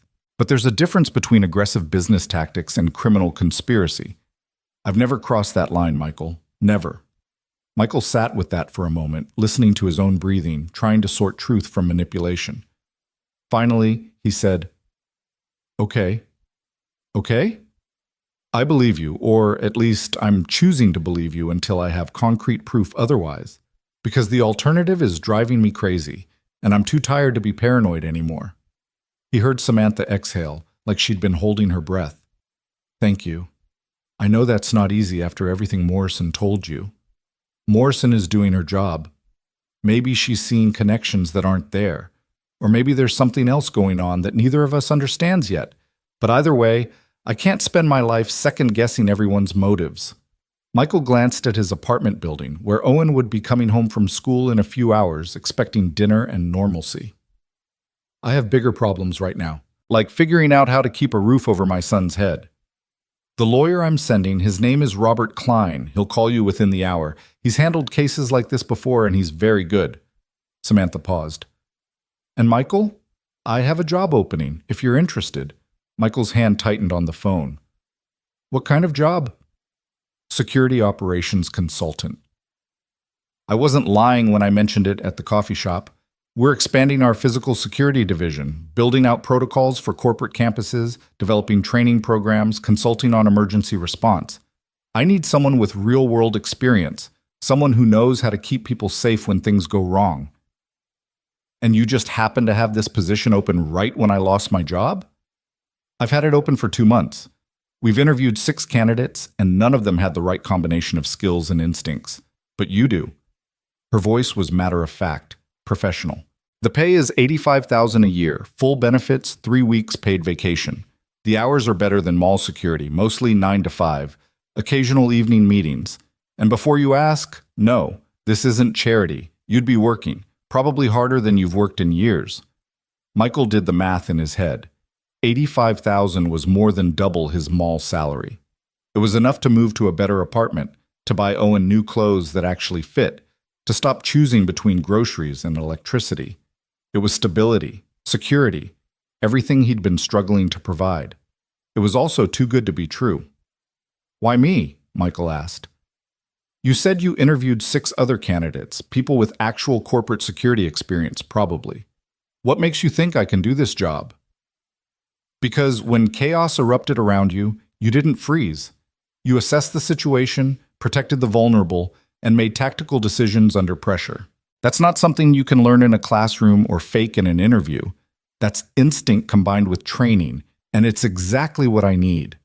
Samantha's voice grew more animated, like she was warming to the pitch. Most security consultants focus on preventing problems, but I need someone who knows how to handle problems when prevention fails. Someone who's seen real violence, real danger, and knows how to keep people alive through it. I'm not a hero, Samantha. What happened at the mall? That was one moment, one decision. It doesn't make me qualified to build security programs for a billion-dollar company. No, but your 7 years as a Marine do. Your combat experience does. Your ability to stay calm when everyone else is panicking does. She let that sink in, then added quietly, I watched the security footage from the mall, all of it. The way you moved, the way you positioned yourself, the way you read the situation. That's not luck, Michael. That's expertise. Michael felt something shift in his chest. For 3 years, he'd been overqualified and underpaid, working a job that used maybe 10% of his actual skills. He told himself it was enough, that providing for Owen mattered more than personal fulfillment. But hearing someone recognize what he was capable of, hearing someone say his experience had value beyond checking receipts and breaking up fights between teenagers, it hit harder than he expected. I need to think about it, he said, even though part of him wanted to say yes immediately. Of course. Take your time. Talk to Robert about the severance package first. See what he says. But Michael, the offer stands regardless of what you decide about the mall. This isn't contingent on you signing an NDA or staying quiet or anything else. This is just a job offer from someone who thinks you'd be good at the job. Okay. Michael's throat felt tight. Thank you for believing in me, for this opportunity. Don't thank me yet. Wait until you see how much work it actually is. I'm a demanding boss and I have very high standards. But he could hear the smile in her voice. Robert will call soon. And Michael? We're going to fix this. All of it. She hung up, and Michael sat in his car staring at his phone, trying to process what had just happened. An hour ago, he'd been spiraling into panic about unemployment and bills and his son's future. Now he had a potential way forward, a better way forward than anything he'd dared to hope for. If he could trust it. If Samantha was telling the truth. If this wasn't somehow part of whatever Morrison suspected was happening. Michael's phone rang 17 minutes later. Robert Klein had a voice like gravel and got straight to the point. Samantha told me about your situation. I need you to forward me everything the mall sent you. The termination letter, the severance offer, the NDA. Do it now while we're on the phone. Michael pulled up his email and sent the documents. He heard typing on the other end, then a low whistle. Well, they're not subtle about it. This NDA is garbage, way too broad, probably unenforceable. And the severance is insulting given your tenure and circumstances. More typing. Here's what we're going to do. I'm going to draft a counteroffer. We'll ask for 6 months severance instead of 3, full continuation of benefits during that period, and a neutral employment reference. In exchange, you'll sign a narrower NDA that only covers proprietary company information, not your personal experience at the mall. They won't go for that. They will if the alternative is a wrongful termination lawsuit that generates exactly the kind of media attention they're trying to avoid. Trust me, corporate legal departments hate bad press more than they hate paying settlements. Robert's voice held grim satisfaction. Let me handle this. Don't respond to anything from the mall without running it by me first. And Michael, Samantha was right to call me. What they're doing to you is reprehensible. So you think I have a case? I think you have enough of a case that they'll settle rather than fight it, which is exactly what we want. Robert paused. Are you really considering her job offer? You know about that? Samantha mentioned it might come up. My advice? Take it. Hale Industries is a good company to work for, demanding but fair, and the pay is solid. Another pause. Also, between you and me, Samantha doesn't offer jobs to people she doesn't genuinely think can do the work. She's too ruthless to let sentiment cloud her business judgment. That assessment matched what Michael had read in the articles about her. It should have been reassuring. Instead, it just reminded him how out of his depth he was in this world of corporate maneuvering and strategic decisions. Thanks, Robert, for helping me. Don't thank me. Thank Samantha. She's the one who called in the favor. Robert hung up before Michael could respond. Michael finally dragged himself out of the car and up to his apartment. He had 2 hours before Owen got home. 2 hours to process everything and figure out how to explain to his son that his dad had lost his job, but maybe, had found something better. He made grilled cheese sandwiches for dinner because it was cheap and easy, and Owen loved them. When his son came home, chattering about science class and a kid named Tyler who'd brought his pet lizard for show and tell, Michael let the normalcy wash over him. They ate dinner, they did homework. They played 3 rounds of Go Fish before bath time. It wasn't until Owen was in bed, lights out, that his son asked the question Michael had been dreading. Dad, are we okay? Michael sat on the edge of Owen's bed, smoothing his son's hair back from his forehead. What do you mean, buddy? I heard you on the phone today. When Mrs. Chen walked me home from school, you said something about getting fired and not being able to pay rent. Owen's voice was small in the darkness. Are we going to be homeless? Michael's heart cracked. He'd thought Owen hadn't heard, thought he'd been careful. But kids always heard the things you tried to hide from them. Nobody. We're not going to be homeless.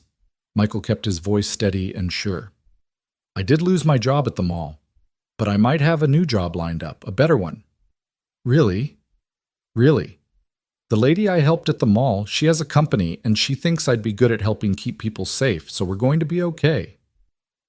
Owen was quiet for a moment, processing. Then, is she nice, the lady? Michael thought about Samantha, about her fear on the mall floor, about her anger at the police accusations, about her immediate response to help him when he needed it. Yeah, he said slowly. I think she is. In her own way. Good. I'm glad you have a friend. Owen yawned, already drifting towards sleep. You're always taking care of me. It's good if someone takes care of you too. The simple wisdom of it hit Michael harder than any of the day's revelations. Owen was right. He'd spent 3 years being everything for his son, provider, protector, playmate, parent. He hadn't let anyone help him, hadn't built any kind of support system beyond Mrs. Chen's occasional babysitting. He'd been so determined to prove he could handle everything alone that he'd forgotten how to accept help from anyone. Maybe that was the real reason he'd been so suspicious of Samantha. Not because she was rich or potentially manipulative, but because accepting her help meant admitting he couldn't do everything by himself, meant acknowledging that he needed someone in his corner. You're pretty smart for 7 years old, Michael whispered, kissing Owen's forehead. I know, Owen mumbled, already half asleep. I get it from you. Michael sat there in the darkness long after Owen's breathing had evened out into sleep, thinking about everything that had happened in less than a week. A mall robbery, a near-death experience, media attention he never wanted, police suspicion, job loss, and somehow, through all of it, a connection with someone who existed in a completely different world but understood what it felt like to be scared, to be vulnerable, to be human. His phone buzzed with an email notification. Robert Klein had sent the counterproposal to the mall's legal department, copying Michael on everything. The email was professional and devastating, laying out exactly why their original offer was insufficient and what they'd need to provide to avoid litigation. Michael had never seen anything like it. Each paragraph was a precisely aimed strike at their legal position. No wonder Samantha had said Robert was good. The next 2 days passed in a strange limbo. Michael took Owen to school, came home, and waited. Waited for the mall to respond to Robert's counteroffer. Waited for Detective Morrison to call with more questions. Waited for the media request to stop flooding his phone. Waited for some indication that his life was going to stabilize. Robert called Thursday afternoon with an update. They're negotiating. That's good. Means they're taking the counteroffer seriously. I think we'll have a deal by tomorrow. Samantha texted Thursday night, a simple message. How are you holding up? Michael stared at it for a long time before responding. Okay, waiting. Not sure what I'm waiting for, but waiting. That's the worst part. The in-between space where nothing is resolved but everything feels uncertain. Yeah. For what it's worth, I meant what I said about the job, regardless of what happens with the mall. Michael typed and deleted 3 different responses before settling on, "Can I ask you something?" "Of course." "Why does it matter to you? What happens to me? You've done more than enough. You don't owe me anything else." The response took several minutes. When it came, it was longer than her usual texts. "Because when I was lying on that floor, I thought I was going to die.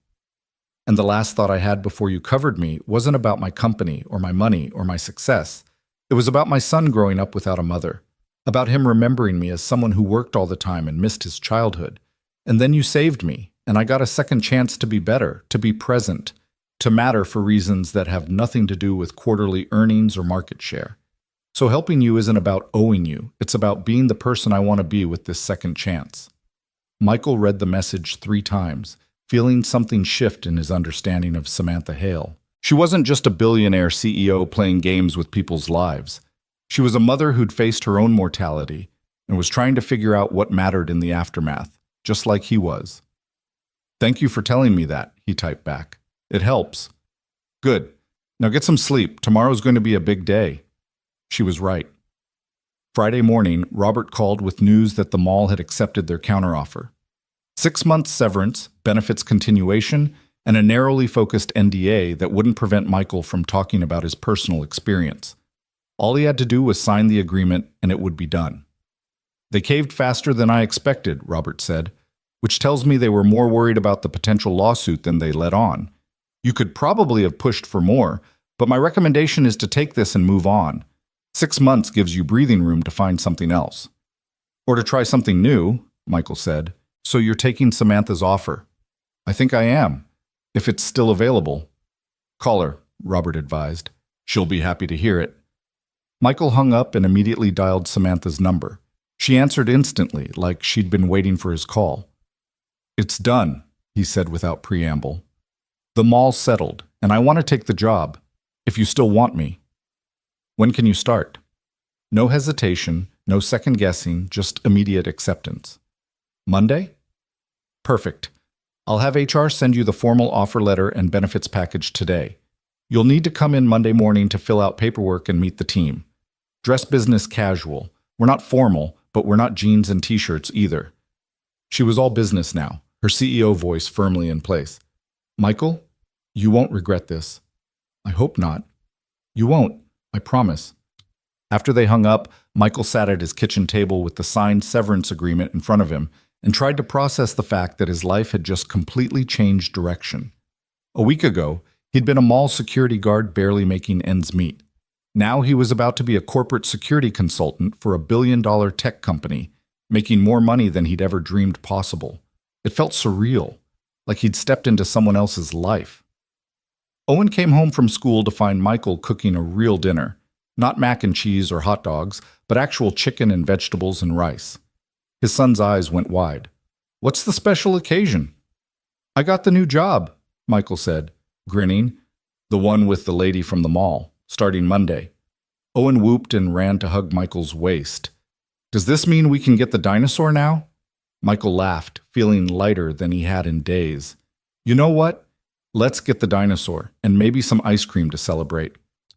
They drove to the toy store, the actual toy store, not just the mall kiosk, and let Owen pick out not just the dinosaur he'd been wanting, but a whole set of prehistoric creatures.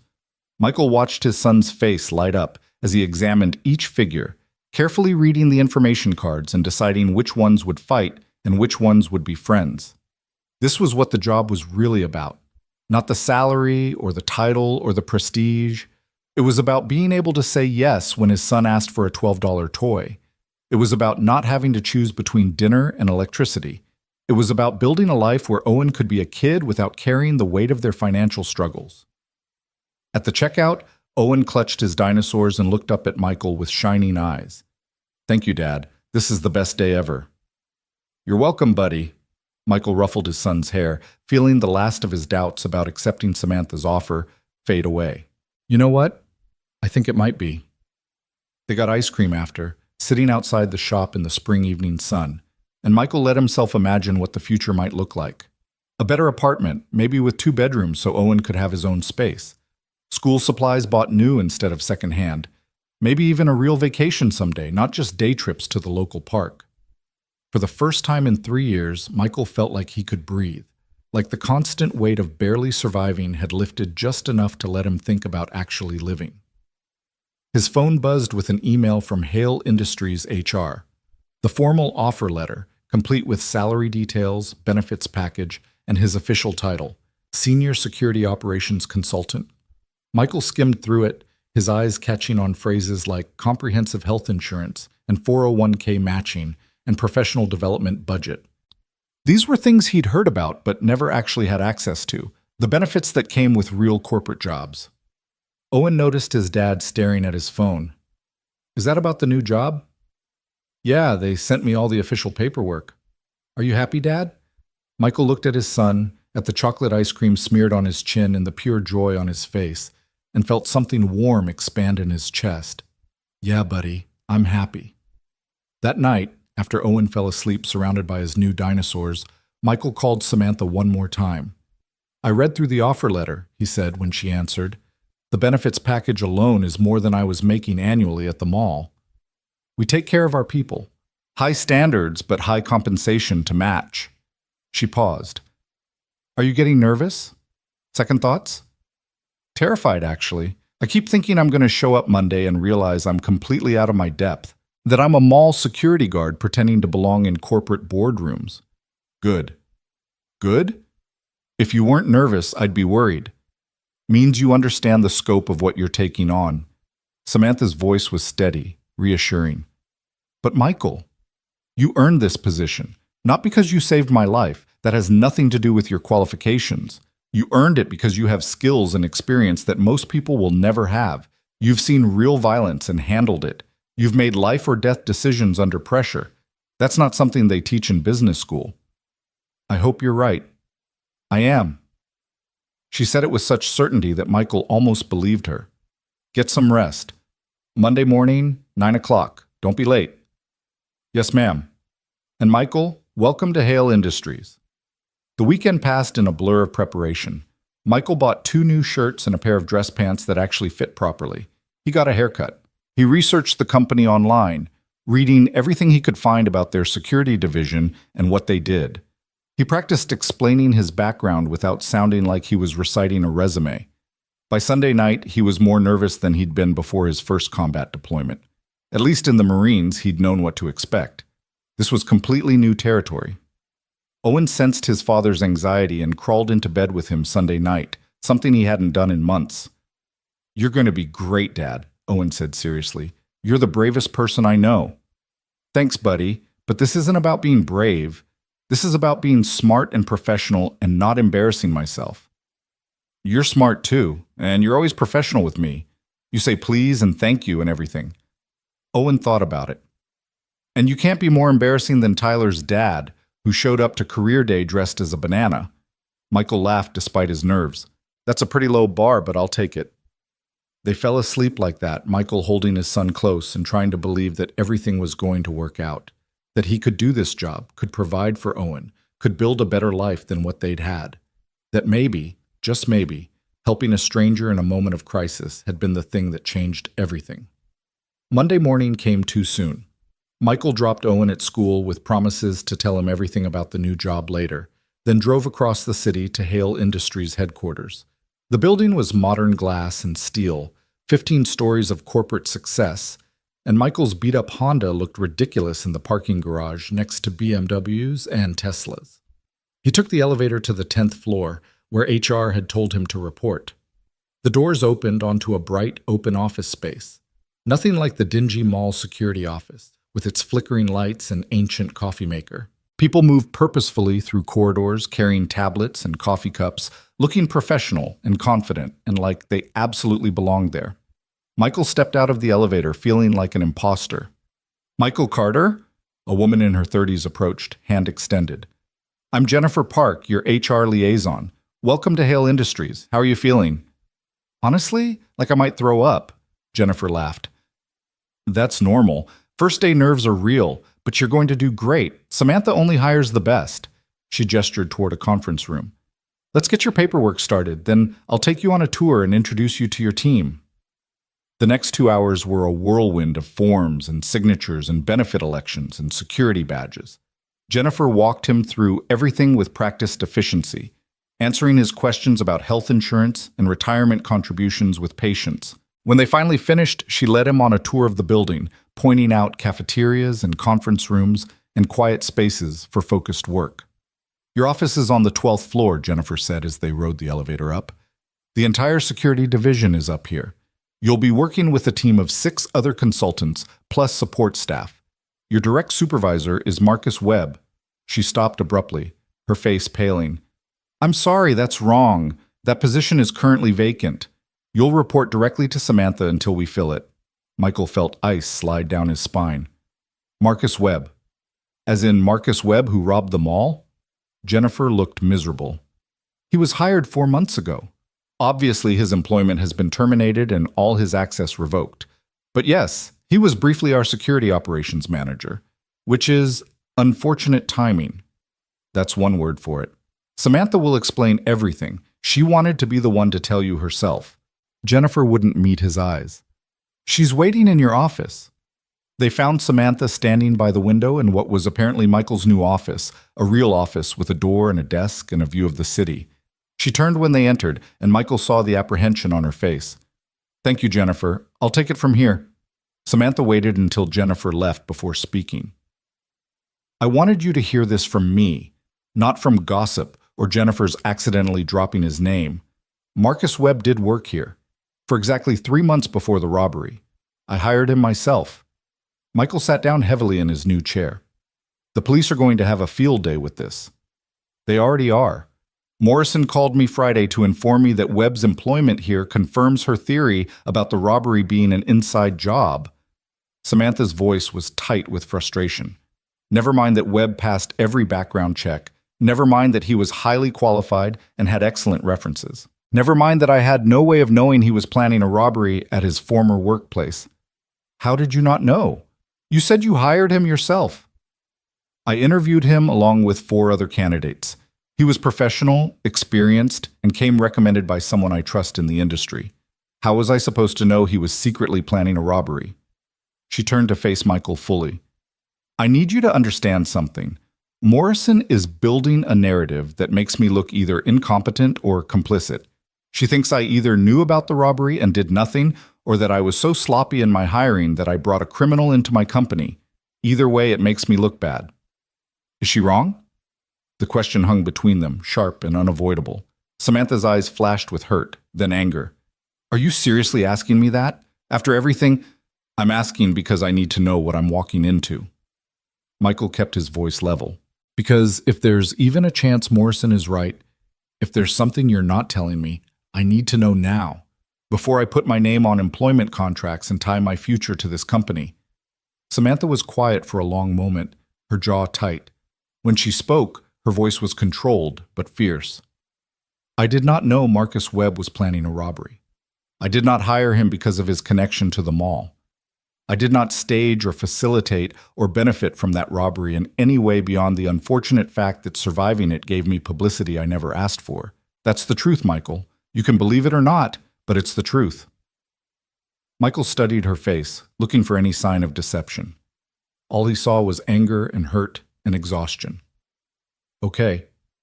Okay? I believe you. Again. For what feels like the 100th time this week." He rubbed his eyes. "I'm sorry, I'm just trying to be careful, trying to make sure I'm not making a huge mistake." "I understand, and I don't blame you for being cautious." Samantha moved to sit in the chair across from his desk, suddenly looking very tired. "But Michael, I need you to understand what you're signing up for. Morrison isn't going to stop investigating. The media isn't going to stop asking questions. Working here, working for me, is going to put you right in the center of this mess. And I can't promise it won't get worse before it gets better." "Then why offer me the job? Why bring me into this if you knew it would complicate my life?" "Because you're good at what you do, and I need someone I can trust in this position. Because Webb's betrayal showed me that I need to be more careful about who I bring into my inner circle. And because—" She paused, seeming to struggle with the words. "Because you're the only person in this entire situation who I know for certain isn't lying to me." You were there. You saw what happened. You know the truth. And in a world where everyone seems to have an agenda, that matters more than you can possibly know. Michael leaned back in his chair, taking in the office that was now his. The view of the city spread out below, the weight of responsibility settling on his shoulders. What do you need me to do? Your job. Review our current security protocols. Identify weaknesses. Build training programs.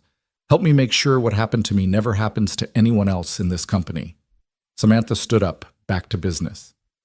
And if Morrison comes asking more questions, you tell her the truth. Don't protect me. Don't lie for me. Just tell her what you saw and what you know. That's it? That's it. She moved toward the door, then stopped. Actually, one more thing. Your team is waiting in the conference room to meet you. Try not to let them see how terrified you are. They're nervous too. They just lost their manager under very dramatic circumstances, and now they're getting a new consultant who's literally famous for surviving the incident that got their old boss arrested. First impressions matter. No pressure, Samantha smiled faintly. Welcome to corporate America. It's all pressure, all the time. She left, and Michael sat alone in his new office for exactly 30 seconds before standing up, straightening his new shirt, and walking toward the conference room where his new team waited. His heart was pounding. His hands were sweating. Every instinct told him to run, to go back to his simple life where the biggest challenge was dealing with shoplifters, and the biggest decision was whether to buy name brand or generic cereal. But Owen's face flashed through his mind, his son's joy at finally getting that dinosaur, his pride in his dad for landing a real job, his simple faith that everything would work out. Michael pushed open the conference room door and walked in to meet his future. 6 people looked up when Michael entered the conference room, their expressions ranging from curious to skeptical to openly suspicious. He recognized the dynamic immediately, a team that had just lost their leader under scandalous circumstances, now facing an outsider who'd been dropped into a position of authority without earning their trust. He'd seen it in the Marines when new officers were assigned to established units. The key was acknowledging the elephant in the room before it could trample everyone. I'm Michael Carter, he said, standing at the head of the table rather than sitting. And before we go any further, let's address the obvious. Yes, I'm the guy from the mall robbery. Yes, your former manager was one of the people who tried to kill me. And yes, that's incredibly awkward for all of us. A woman in her 40s with short silver hair actually laughed. Well, at least you're direct about it. I learned in the military that dancing around problems just makes them bigger. Michael pulled out a chair but didn't sit yet. Here's what I know. I have no corporate security experience. I don't know your systems, your protocols, or half the technology you probably use daily. What I do have is 7 years as a Force Recon Marine, 3 years keeping people safe in less than ideal circumstances, and a very recent, very visceral reminder of what happens when security fails. The man closest to Michael, late 20s, expensive suit, arms crossed defensively, spoke up. So Samantha hired you because you were in the right place at the right time. That's not exactly a qualification. You're right, it's not. Michael met his gaze steadily. She hired me because when things went wrong, I didn't freeze. I assessed, adapted, and acted. That's what I'm here to bring to this team, not corporate polish or buzzwords, but practical knowledge about how to keep people alive when the plan falls apart. And you think we don't have that? The man's tone was challenging. I think you have expertise I don't. I think you know this company, this industry, these systems better than I ever will. And I think if we're going to make this work, we need to respect what each person brings to the table. Michael finally sat down, keeping his posture open and non-threatening. So how about we start over? Tell me who you are and what you do. Help me understand what I'm walking into. The silver-haired woman went first. Rachel Winters. I've been with the company for 8 years, focused on digital security infrastructure, access controls, badge systems, surveillance integration. I work with IT to make sure our physical and digital security talk to each other. She paused. Marcus was my supervisor. I recommended him for the position. The guilt in her voice was unmistakable. Michael understood immediately why she might be the most resistant to his presence. He was a living reminder of her mistaken judgment. Did he give you any reason to doubt him before the robbery? Michael asked. None. He was professional, knowledgeable. Easy to work with. Rachel's jaw tightened, which makes me either an idiot or a terrible judge of character. Or it makes him a good liar. Michael kept his voice gentle. People who plan crimes don't advertise their intentions. They blend in. They earn trust. That's not your fault. The defensive man spoke next, his tone slightly less hostile. David Chen. I handle corporate campus security, patrol routes, emergency response protocols, coordination with local law enforcement. Been here 5 years. He didn't apologize for his earlier challenge, but his posture had relaxed slightly. The introductions continued. Lisa Martinez, specialist in executive protection and event security. James Okoye, who managed security for the company's data centers and handled vendor relationships. Sarah Kim, who focused on employee safety training and compliance. And finally, Thomas Reed, the youngest at 24, who was apparently some kind of genius with security technology and predictive threat modeling. We've been operating without a manager for 2 weeks, Rachel said once introductions were complete.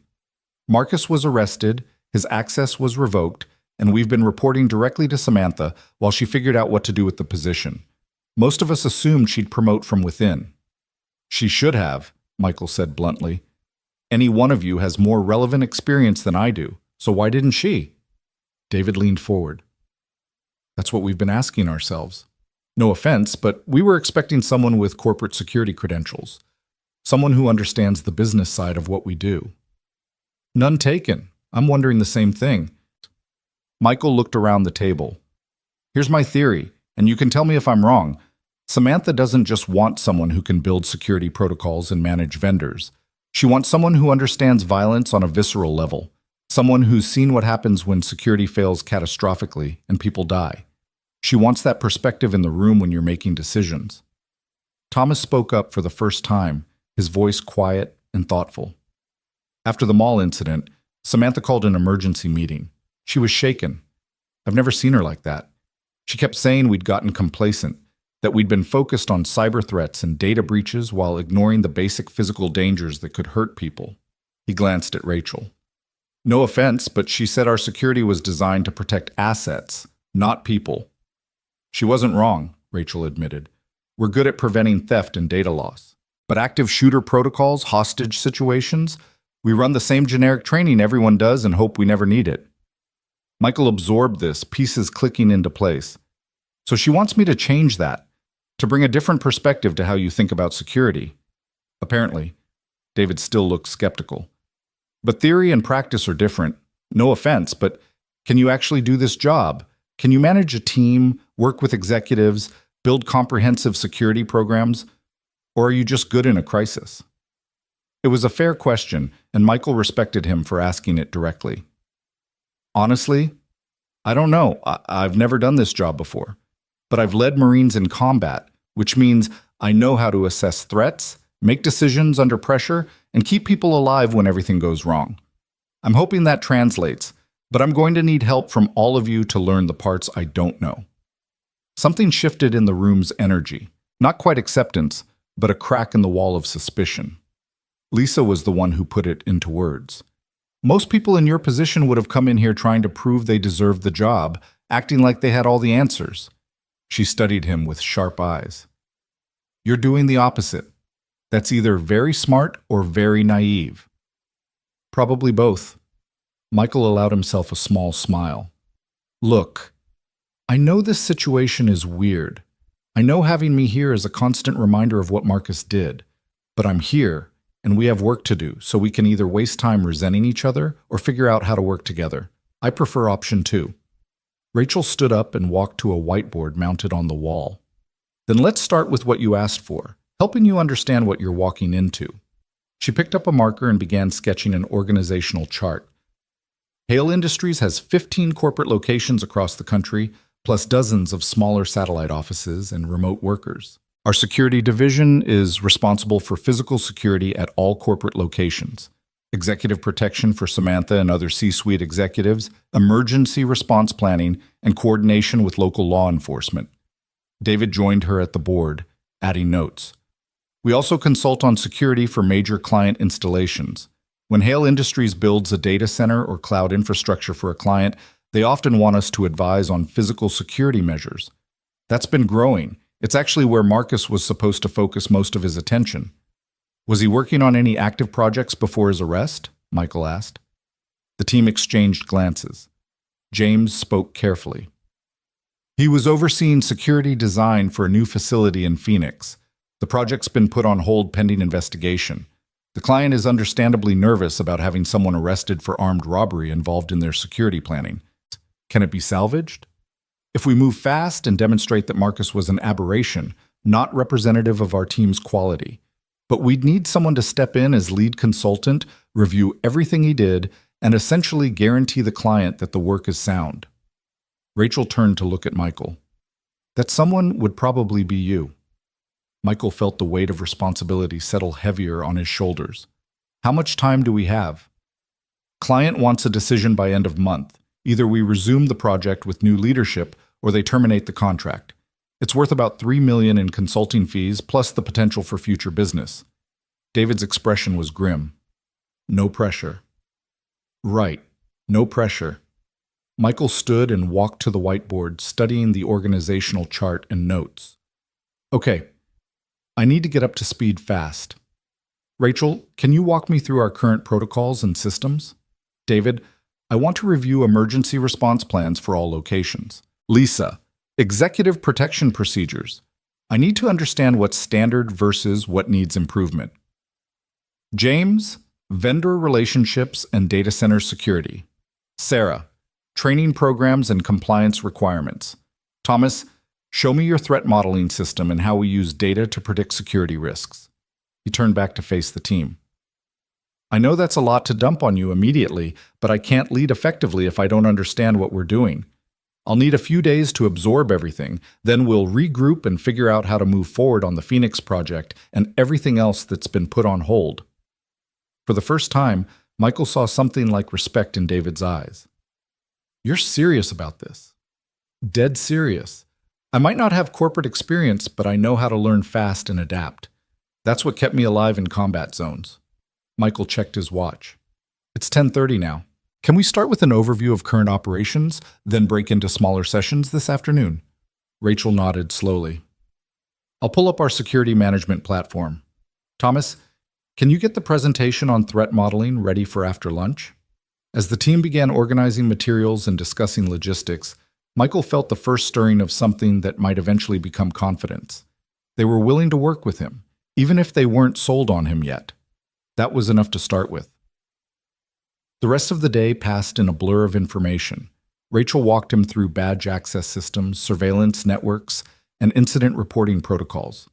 David outlined emergency response plans that seemed comprehensive on paper, but had obvious gaps when Michael asked detailed questions about implementation. Lisa's executive protection procedures were solid, built on industry best practices, but focused heavily on reputation protection and media management, rather than actual physical threat response.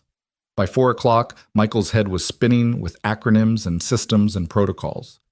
He'd taken notes until his hand cramped, asked questions until he saw the team's initial skepticism shift to something like grudging approval of his thoroughness. One last thing before you go, Rachel said as the team started packing up for the day. Samantha wants to see you in her office at 5. Fair warning. When she calls end-of-day meetings, it usually means something's wrong. Michael's stomach tightened. Any idea what this is about? Could be anything, could be nothing. With Samantha, you never know. Rachel gave him a sympathetic look. Don't take it personally if she's intense. She's brilliant, but demanding. Most people can't handle working directly with her. Good thing I spent 7 years with drill sergeants then. That got a genuine laugh from several team members. David clapped him on the shoulder as he left. You might actually survive this job, Carter. Emphasis on might. Michael spent the 20 minutes before his meeting reviewing his notes and trying not to panic about how much he didn't know. When his phone alarm went off at 4:50, he made his way to the executive floor where Samantha's office occupied a corner with floor-to-ceiling windows and a view that probably cost more than most people's houses. Her assistant waved him through. She's expecting you. Go right in. Samantha was on the phone when Michael entered, gesturing for him to sit while she finished her conversation. He took the opportunity to study her office, surprisingly sparse for a billionaire with minimal decoration beyond a few photos on her desk. Michael could make out a young boy who must be her son Marcus, smiling gap-toothed at the camera. "Sorry about that." Samantha hung up and turned her full attention to Michael. "How was your first day? Did the team eat you alive?" They were professional, skeptical, but professional. Michael settled into the chair across from her desk. "Rachel seems to blame herself for recommending Marcus. David doesn't trust that I can do the job. The others are reserving judgment." "That sounds about right." Samantha pulled up something on her computer screen, frowned, then closed it. "Detective Morrison called me again this afternoon. She wanted to know if I'd offered you employment before or after the robbery." Michael's blood ran cold. "What did you tell her?" "The truth. That I offered you the job last week after our coffee meeting because you have skills this company needs." She didn't like that answer. "She thinks you're paying me off, buying my silence or loyalty or whatever." "Obviously." Samantha's voice was tight with frustration. "She also informed me that Marcus Webb is claiming he acted alone, that his sister had no knowledge of his plans, and that his employment here was coincidental, which should clear me of suspicion, except Morrison seems convinced I'm lying about not knowing who Amanda Webb was when I hired her." "Are there records, emails, interview notes, anything that proves you didn't know?"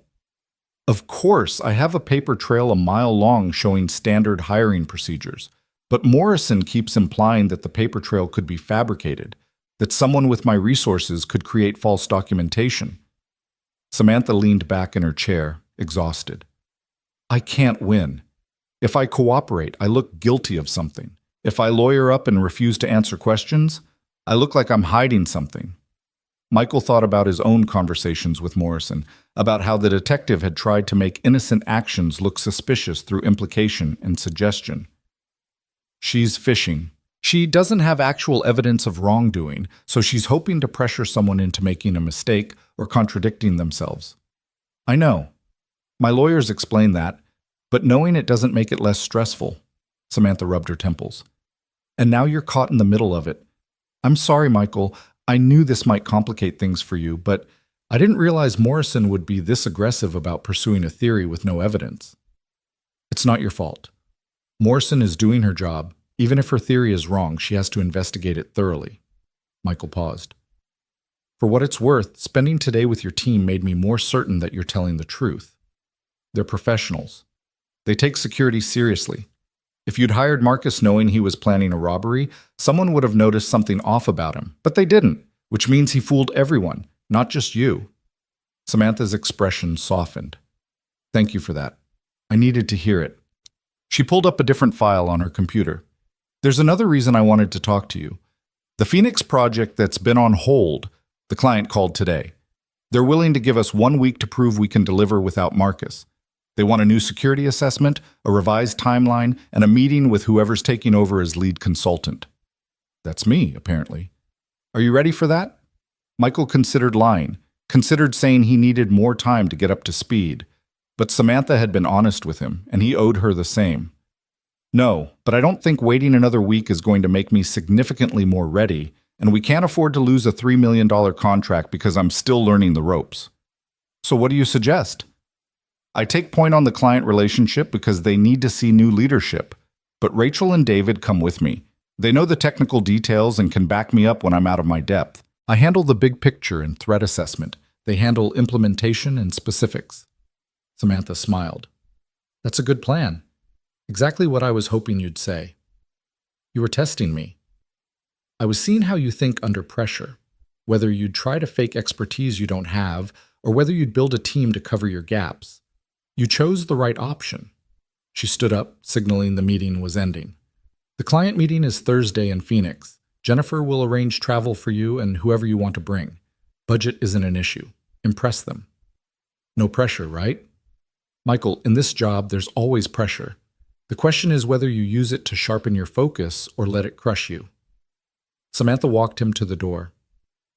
"Get some rest, spend time with Owen, and don't overthink things. You're here because you can do this job. I just need you to believe it too." Michael left her office with his head spinning. 4 days. He had 4 days to prepare for a meeting that could make or break his credibility with both the client and his new team. 4 days to prove he deserved this position and wasn't just a charity case Samantha had hired out of guilt. He drove home through rush hour traffic, his mind already working through what he'd need to review, who he'd need to talk to, how he'd need to prepare. When he pulled into his apartment parking lot, Owen was sitting on the front steps with Mrs. Chen, both of them waving enthusiastically. "How was it?" Owen ran up as Michael got out of the car. "Was it cool? Did you have your own office? Did anyone try to rob the place?" Michael laughed and scooped his son up despite his bad shoulder protesting. "It was good. A little overwhelming, but good. And yes, I have my own office with a view of the whole city. Can I see it sometime? We'll figure something out." Michael set Owen down and turned to Mrs. Chen. "Thank you for watching him." "Anytime. He's been talking about your new job all afternoon." She smiled warmly. "I'm proud of you, Michael. Your wife would be proud too." The unexpected mention of Sarah hit harder than Michael anticipated. He'd been so focused on surviving and providing for Owen that he'd barely thought about what she would think of all this. Would she be proud? Or would she think he was crazy for getting involved with a billionaire's drama and taking a job he wasn't qualified for? "Thank you, Mrs. Chen. That means a lot." After she left, Michael and Owen heated up leftover pizza and sat at their small kitchen table while Owen peppered him with questions about the new job. Michael answered what he could, editing out the parts about police investigations and suspicious robberies and conspiracy theories. "So the lady from the mall is your boss now?" Owen asked around a mouthful of pizza. "Technically, yes, but I don't work directly with her most of the time. I work with a team of other security people." "Are they nice?" Michael thought about David's skepticism, Rachel's guilt, and the team's collective uncertainty about his presence. "They're professional. We're still figuring out how to work together.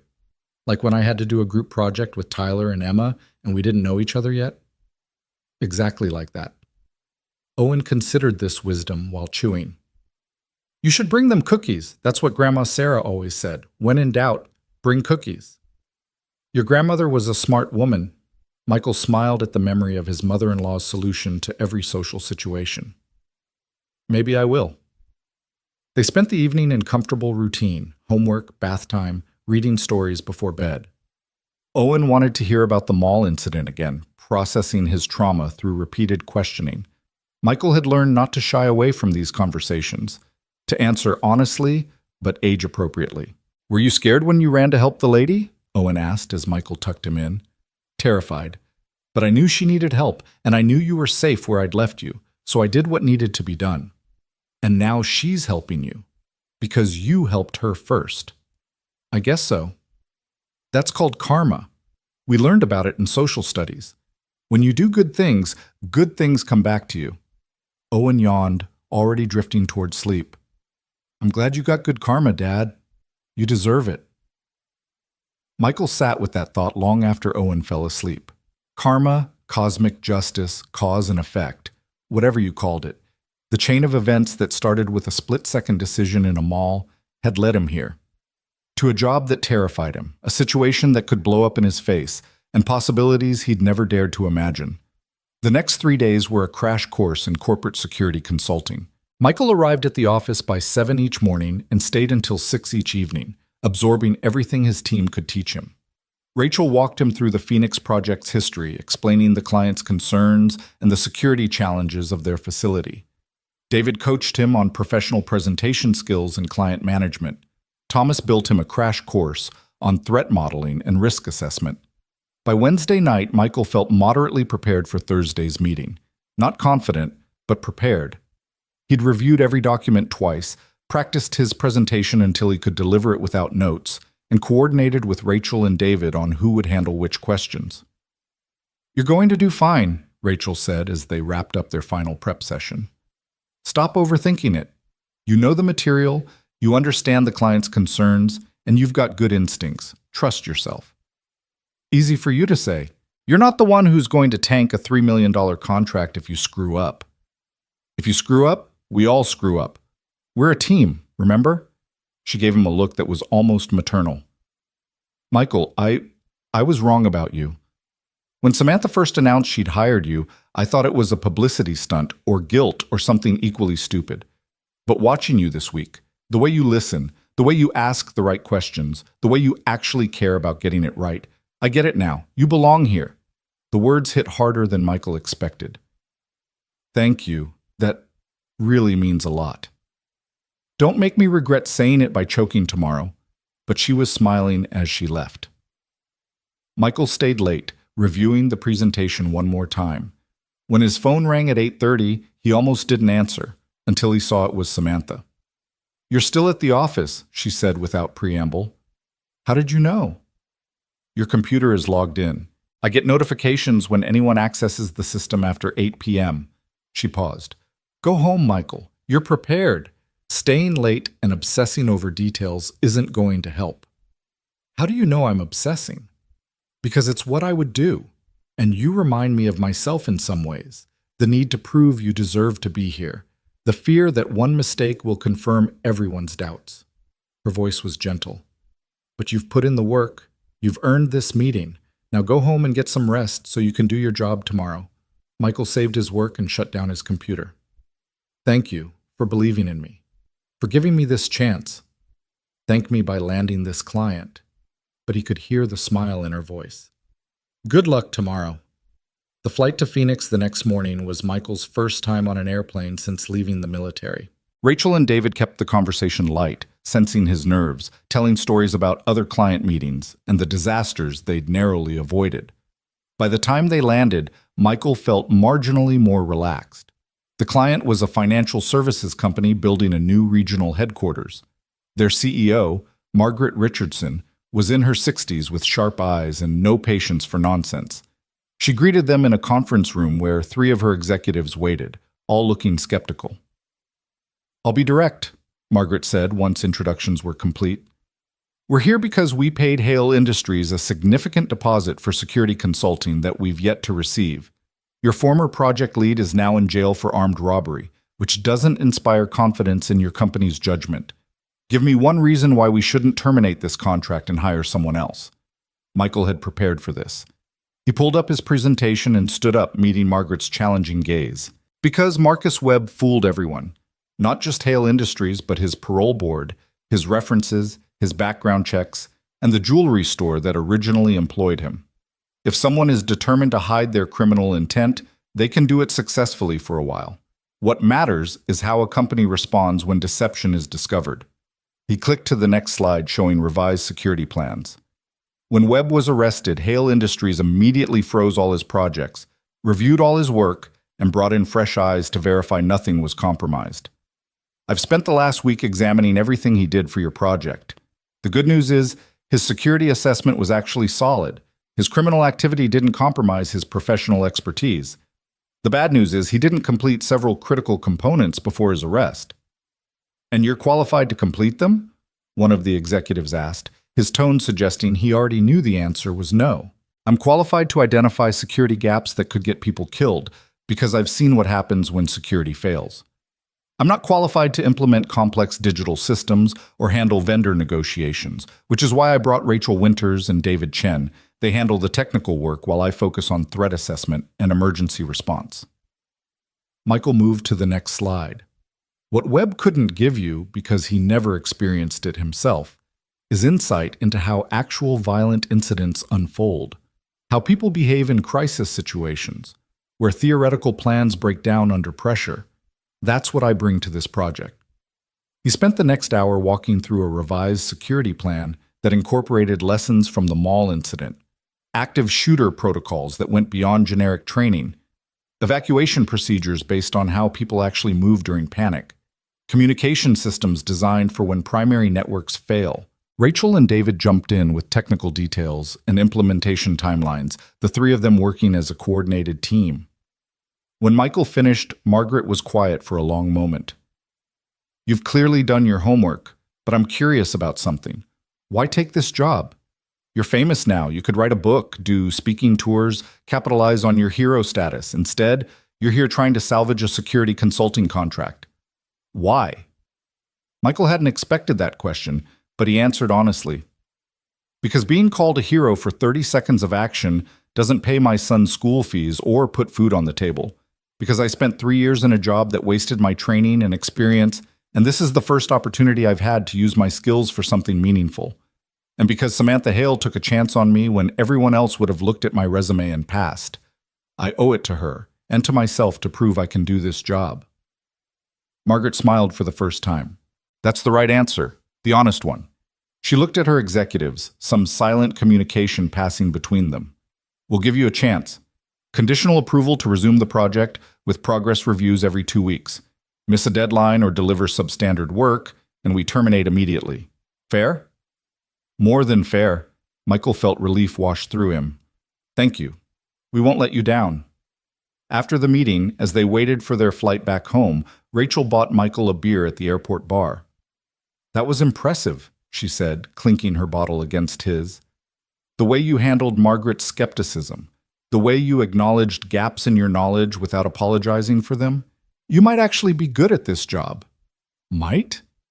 Give it a few more weeks. I'm not ready to fully commit to that assessment yet. But she was grinning. David joined them, looking more relaxed than Michael had ever seen him. I'll admit it. I was wrong about you. I thought Samantha hired you for PR reasons, but you earned that contract today. That was all you. That was all of us, Michael corrected. I couldn't have done it without you two backing me up on the technical details. True, but you set the tone. You made them trust us again. David raised his beer. To not completely screwing up. I'll drink to that. They flew back to a voicemail from Samantha that was brief but warm. Margaret called. She was impressed. Well done, all of you. Take tomorrow off. You earned it. Michael picked up Owen from Mrs. Chen's that evening, swinging him up in a victory hug. How'd it go? His son asked. We got the contract. The client is happy. The team is happy. Your dad didn't completely embarrass himself. I knew you wouldn't. You're too smart to embarrass yourself. That's a very generous assessment of my intelligence, but I'll take it. They celebrated with pizza again. It was becoming their tradition, and Owen told him about a science project on volcanoes and a girl named Sophie who'd shared her cookies at lunch. Normal, beautiful 7-year-old concerns that had nothing to do with robberies or police investigations or corporate contracts. This was what the job was really for, Michael thought as he listened to his son chatter. Not the money or the title or proving himself. It was for moments like this, where Owen could be a kid without carrying the weight of their struggles, where Michael could be a dad without the constant gnawing anxiety about how to pay next month's bills. The following Monday, Michael arrived at work to find his team gathered in his office looking serious. His first thought was that something had gone wrong with the Phoenix contract, but Rachel's expression wasn't worried. It was conspiratorial. So we talked, she said, and we decided something. This sounds ominous. We want to apologize, David said, for how we treated you the first few days, for being skeptical and making you prove yourself when we should have given you the benefit of the doubt. Michael was genuinely surprised. You had every reason to be skeptical. I was an unknown quantity dropped into a leadership position during a crisis. If anything, you gave me more grace than I deserved. Maybe. But we could have been more welcoming, more supportive. Rachel held out a small gift bag. So this is our way of saying welcome to the team, for real this time. Inside was a coffee mug that read, World's Okayest Security Consultant, and a frame containing a mock certificate declaring him officially not the worst manager we've ever had. Michael laughed until his eyes watered. This is perfect, thank you. There's a card too, Lisa added, smiling. Michael opened the envelope to find a card signed by the entire team, each person adding a personal note. Rachel had written, You remind me why I love this job. David said, Glad to have you on the team, even if you still can't use the coffee maker right. Thomas had drawn a little cartoon of Michael throwing himself over Samantha while screaming, I got this! Even Sarah, who'd barely spoken to him directly, had written, Thank you for bringing a different perspective. We needed it. I don't know what to say, Michael admitted, genuinely touched. Except, thank you. For giving me a chance, for helping me learn, for becoming a real team. Don't get sappy on us, David warned. We still have work to do. Phoenix is just the start. We've got 3 other projects that need attention, a security audit that's overdue, and Samantha wants a complete overhaul of our active threat response protocols. Then let's get to work. The weeks that followed fell into a rhythm. Michael absorbed information like a sponge, learning the corporate side of security while teaching his team the practical realities of crisis response. The Phoenix project progressed smoothly, with Margaret sending positive feedback after each review meeting. Other clients who'd been nervous about working with Hale Industries started calling back, reassured by the new leadership. Detective Morrison continued her investigation, but the calls became less frequent. Without new evidence to support her theory, the case against Samantha went nowhere. Marcus Webb pleaded guilty to armed robbery and was sentenced to 15 years. His sister Amanda resigned from Hale Industries voluntarily and moved to another state. The media moved on to other stories, and slowly the scandal faded into background noise. Michael's life changed in 1,000 small ways. He and Owen moved to a better apartment with 2 bedrooms and a small balcony where they could eat breakfast on weekend mornings. Owen joined a travel soccer team that required fees Michael could now afford. Michael bought clothes that fit and didn't have holes, started a savings account that had more than $50 in it, took Owen to a real dentist for the first time in 2 years. But the biggest change was harder to quantify. For the first time since Sarah died, Michael felt like he was building something instead of just surviving. He had a career, not just a job, a team that respected him, work that mattered. And slowly, carefully, he had a friendship with Samantha that was growing into something deeper. It started small.